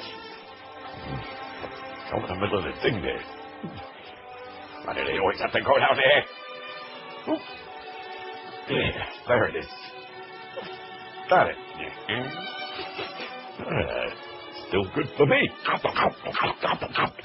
Remember that song by Mary Hopkins, Those Were the Doys? Yes, I do. Yeah, the good old Doys. 133. Oh, there's your president. I see a lot of police training. Oh, man. Oh, we all need a lot of police training. Okay, we need, like, rehab. We need to, like, hold both of those elections all over again. You know, somebody, I was shaving this morning, and somebody I got really pissed off at for about 30 seconds while I was thinking about it. About 30, man. Al Gore. Oh, yeah. When you think back to that scene in Congress, the joint session of Congress, when the black members of the Black Caucus are standing up after the fixed 2000 election, and they're calling him Mr. President, and they're all, and he's gaveling them down, and do you have a signature from a senator? No, we don't, but so get out of here, Gutless, spineless Democrats. I mean, the future of the country and the whole world, more likely, was at stake, and in the meantime, a bunch of equivocators and wafflers. At least one enrollee in TennCare, Tennessee State Health Program, got a surprise when she dialed an insurer's toll-free helpline and got a pitch for sex talk.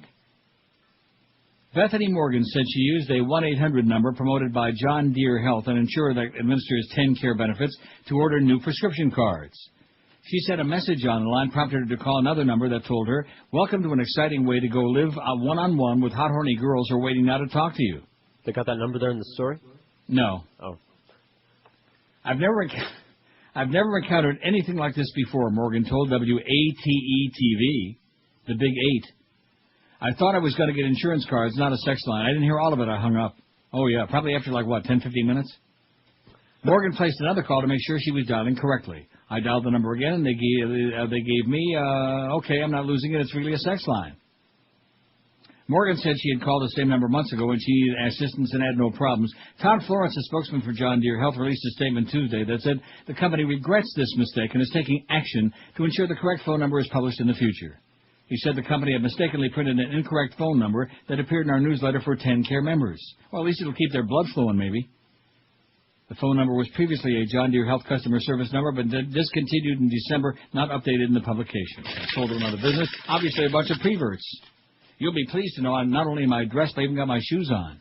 Wow. In a hurry, are you? Well, it's 1:36. You don't understand I got everything orderly here, man. I see. I'm like an orderly. Starting at 1 o'clock with a shirt and the pants, and then about 1:30. About 30, man. Got the shoes on, ready to rush to the door to get out of here on a Wednesday. What's wrong with that? Good thing you brushed your teeth before the show. Oh, yeah. Well, what am I going to eat? I did have the bacon, though, but I got my dentist. The bad thing about these things, I think these are great. I forget what the brand name is. Are these dentist sticks, these little plastic picks? Mm-hmm. Where you keep it. And it becomes huh? So what'd you call me? It's probably good for you, but it's like habit forming. You keep picking and picking, and it's like picking your nose, but you just keep picking. And I think that if you keep chawing on these long enough, the plastic starts getting in your throat. You know what I mean? Right. Well, go get a new one. Change them out frequently. No, you don't understand. What do you mean a new one? You don't even know what I'm talking about. Yeah, I do. Come like a little, yeah. Huh? There's like 100 in a little plastic box. Right. Don't go crazy with them. Well, what do you mean go get a new one? Well, what does that mean? Like when the one you're chewing on starts getting ratty. Well, it's already ratty. And the dentist stick too. Well, listen, I'm getting ready for my funeral anyway. I'll let you we'll put the details on our website. You got any dental floss? WQAM, hello. Hello. Yes. You want to explain to me what's going on with the Republicans and this nomination for the Supreme Court Justice? No. 5670560. It's called Mo Fascism is what it's called. If you like a little, you like Mo Fascism. WQAM, hello. Hey. Yes. Neil? Yep. Hey, Bonomo Turkish Taffy. Yeah, you remember that? Came in vanilla, chocolate, and strawberry. That is absolutely correct, sir. And boy, it was good.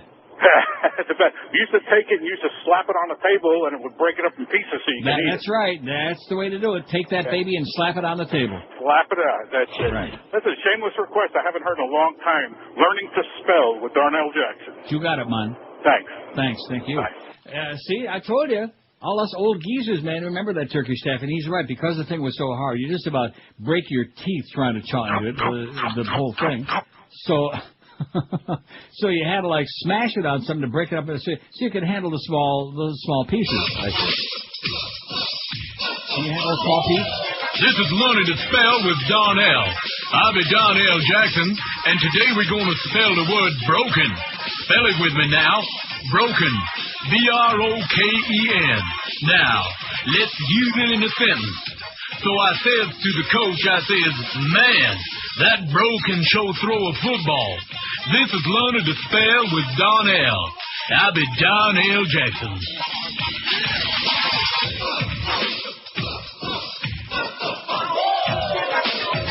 This is Learning to Spell with Darnell. I'll be Darnell Jackson, and today we're going to spell the word defend. Spell it with me now. Defend. D-E-F-E-N-S-E. Now, let's use it in a sentence. I ruined my new high tops climbing over the fence. This is Learning to Spell with Darnell. I'll be Darnell Jackson.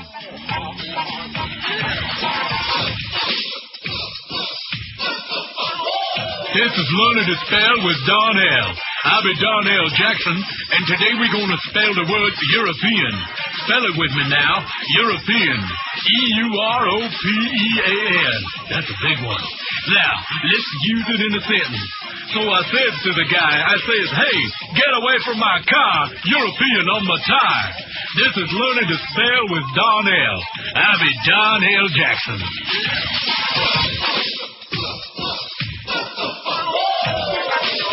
This is Learning to Spell with Darnell. I'll be Darnell Jackson, and today we're going to spell the word hoe. Spell it with me now. Hoe. H-O-E. Now, let's use it in a sentence. Hey, dude, hold the door open for me. This is Learning to Spell with Darnell. I'll be Darnell Jackson.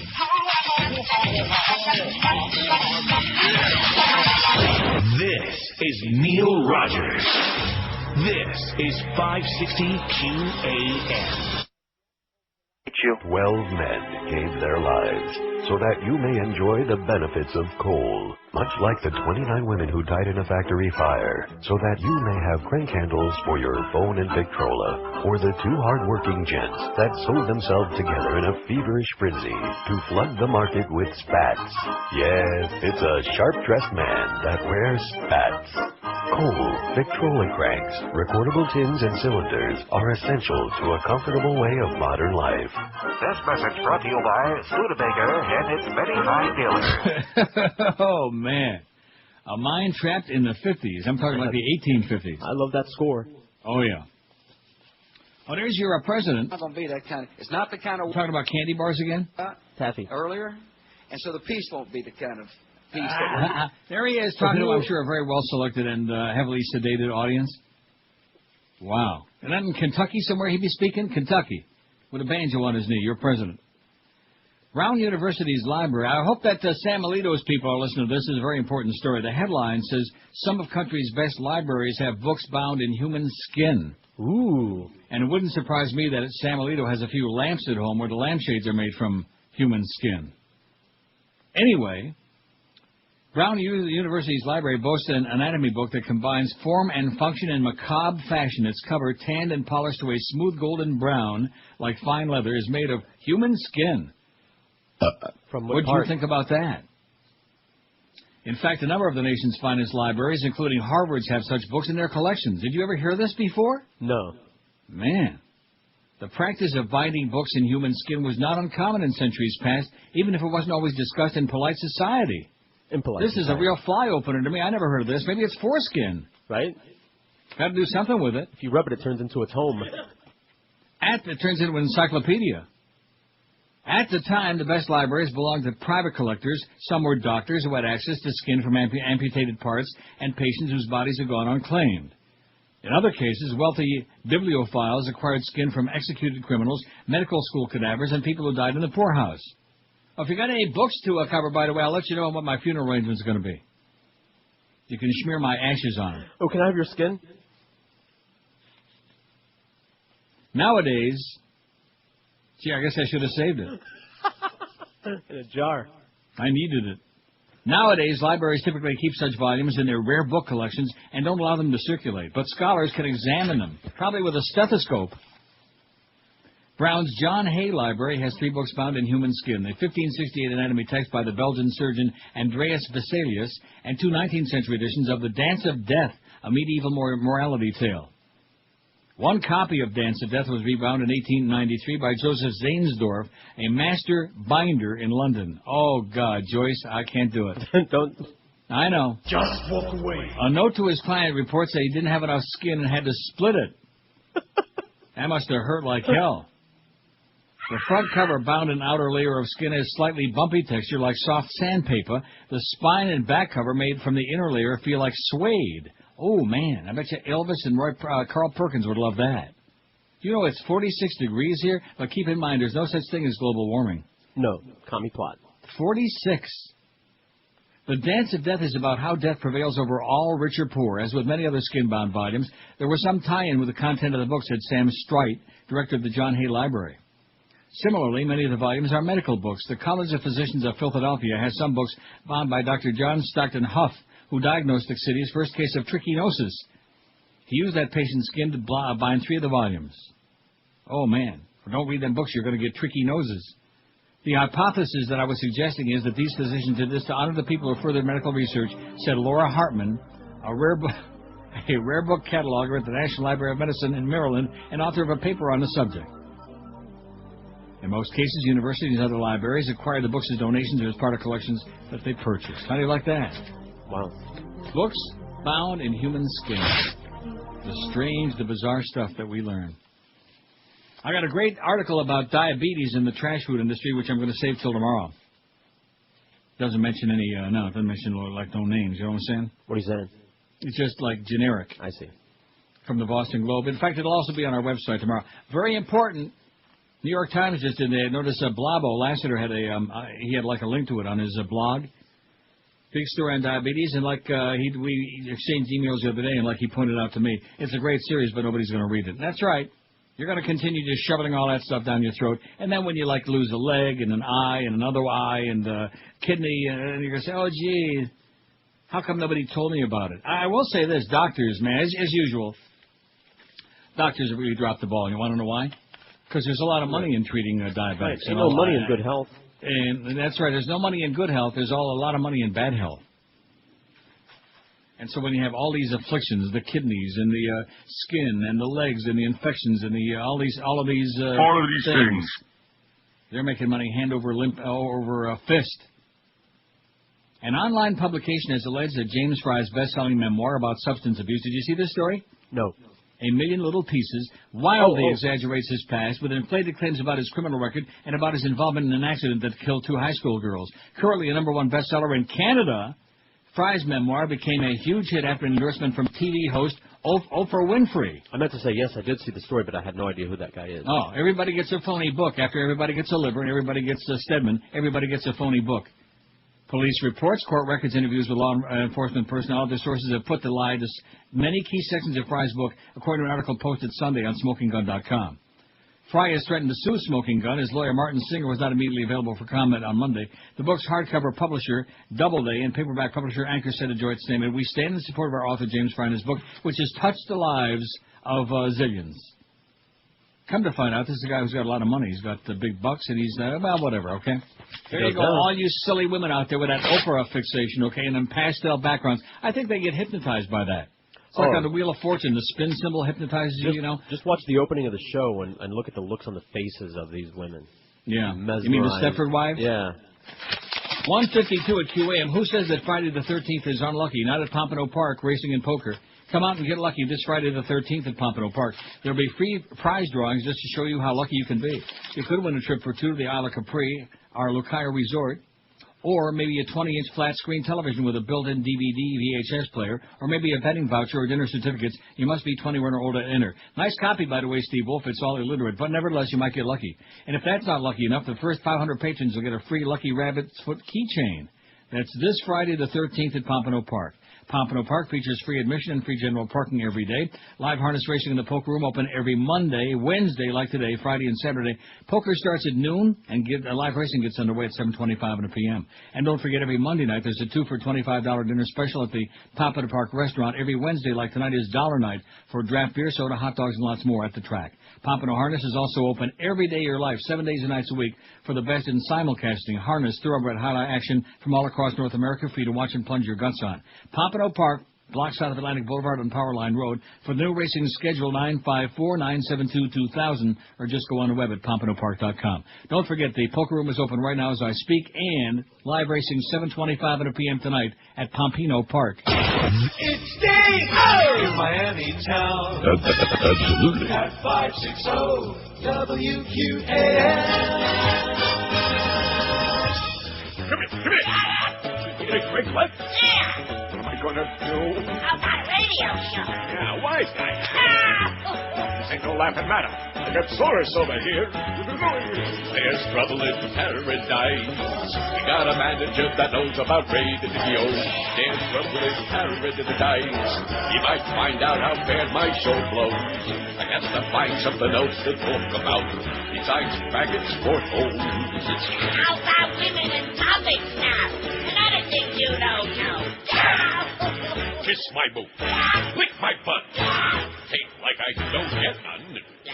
Make like you're my chicken pigs. Then assume a penalistic stance. There's trouble in paradise.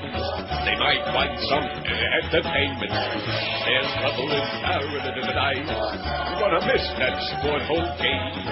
You're gonna have to get along with you now and get a sense of humor. You cause trouble in paradise and you won't see no.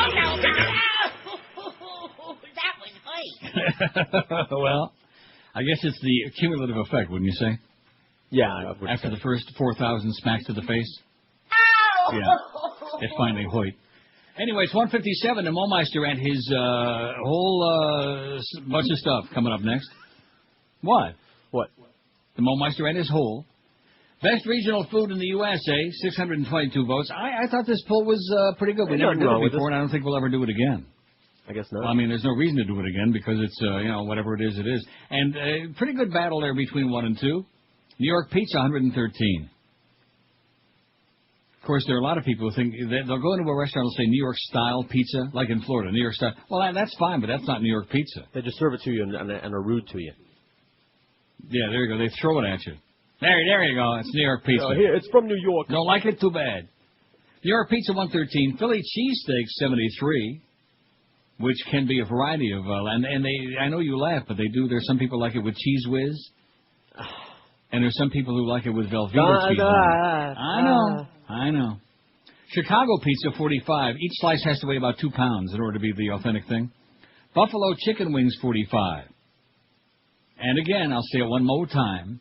A lot of people, everybody's had chicken wings, right? But that doesn't really make them real authentic Buffalo chicken wings. Although I will also give you this warning: don't go to Buffalo to find out. Unless you're a maniac. Maine lobster, speaking of maniac, 39. Louisiana Cajun, 38. New England clam chowder, 37. Boy, that New England oyster house, we used to have that in South Florida. Do you remember that? Yes. Oh, man, those were good. Well, maybe the food wasn't all that great, but the chowder was the real thing. Chowder. Cuban cuisine, 31. Tex-Mex, 28. Southern fried chicken, 25. Key West key lime pie, 20. Maryland blue crab, 20. Cincinnati chili, 13. Wisconsin brats, 12. Carolina barbecue, 12. Chicago hot dogs, 12. New England grinders, 12. Rochester white hots, 10. Oh, man, were those good. Don and Bob's. If Don and Bob's is still open, I'd hop on that ferry. Oh, don't say it. Jerk pork, 6. Jerk chicken, 6. Texas barbecue brisket, 5. New York bagels, 4.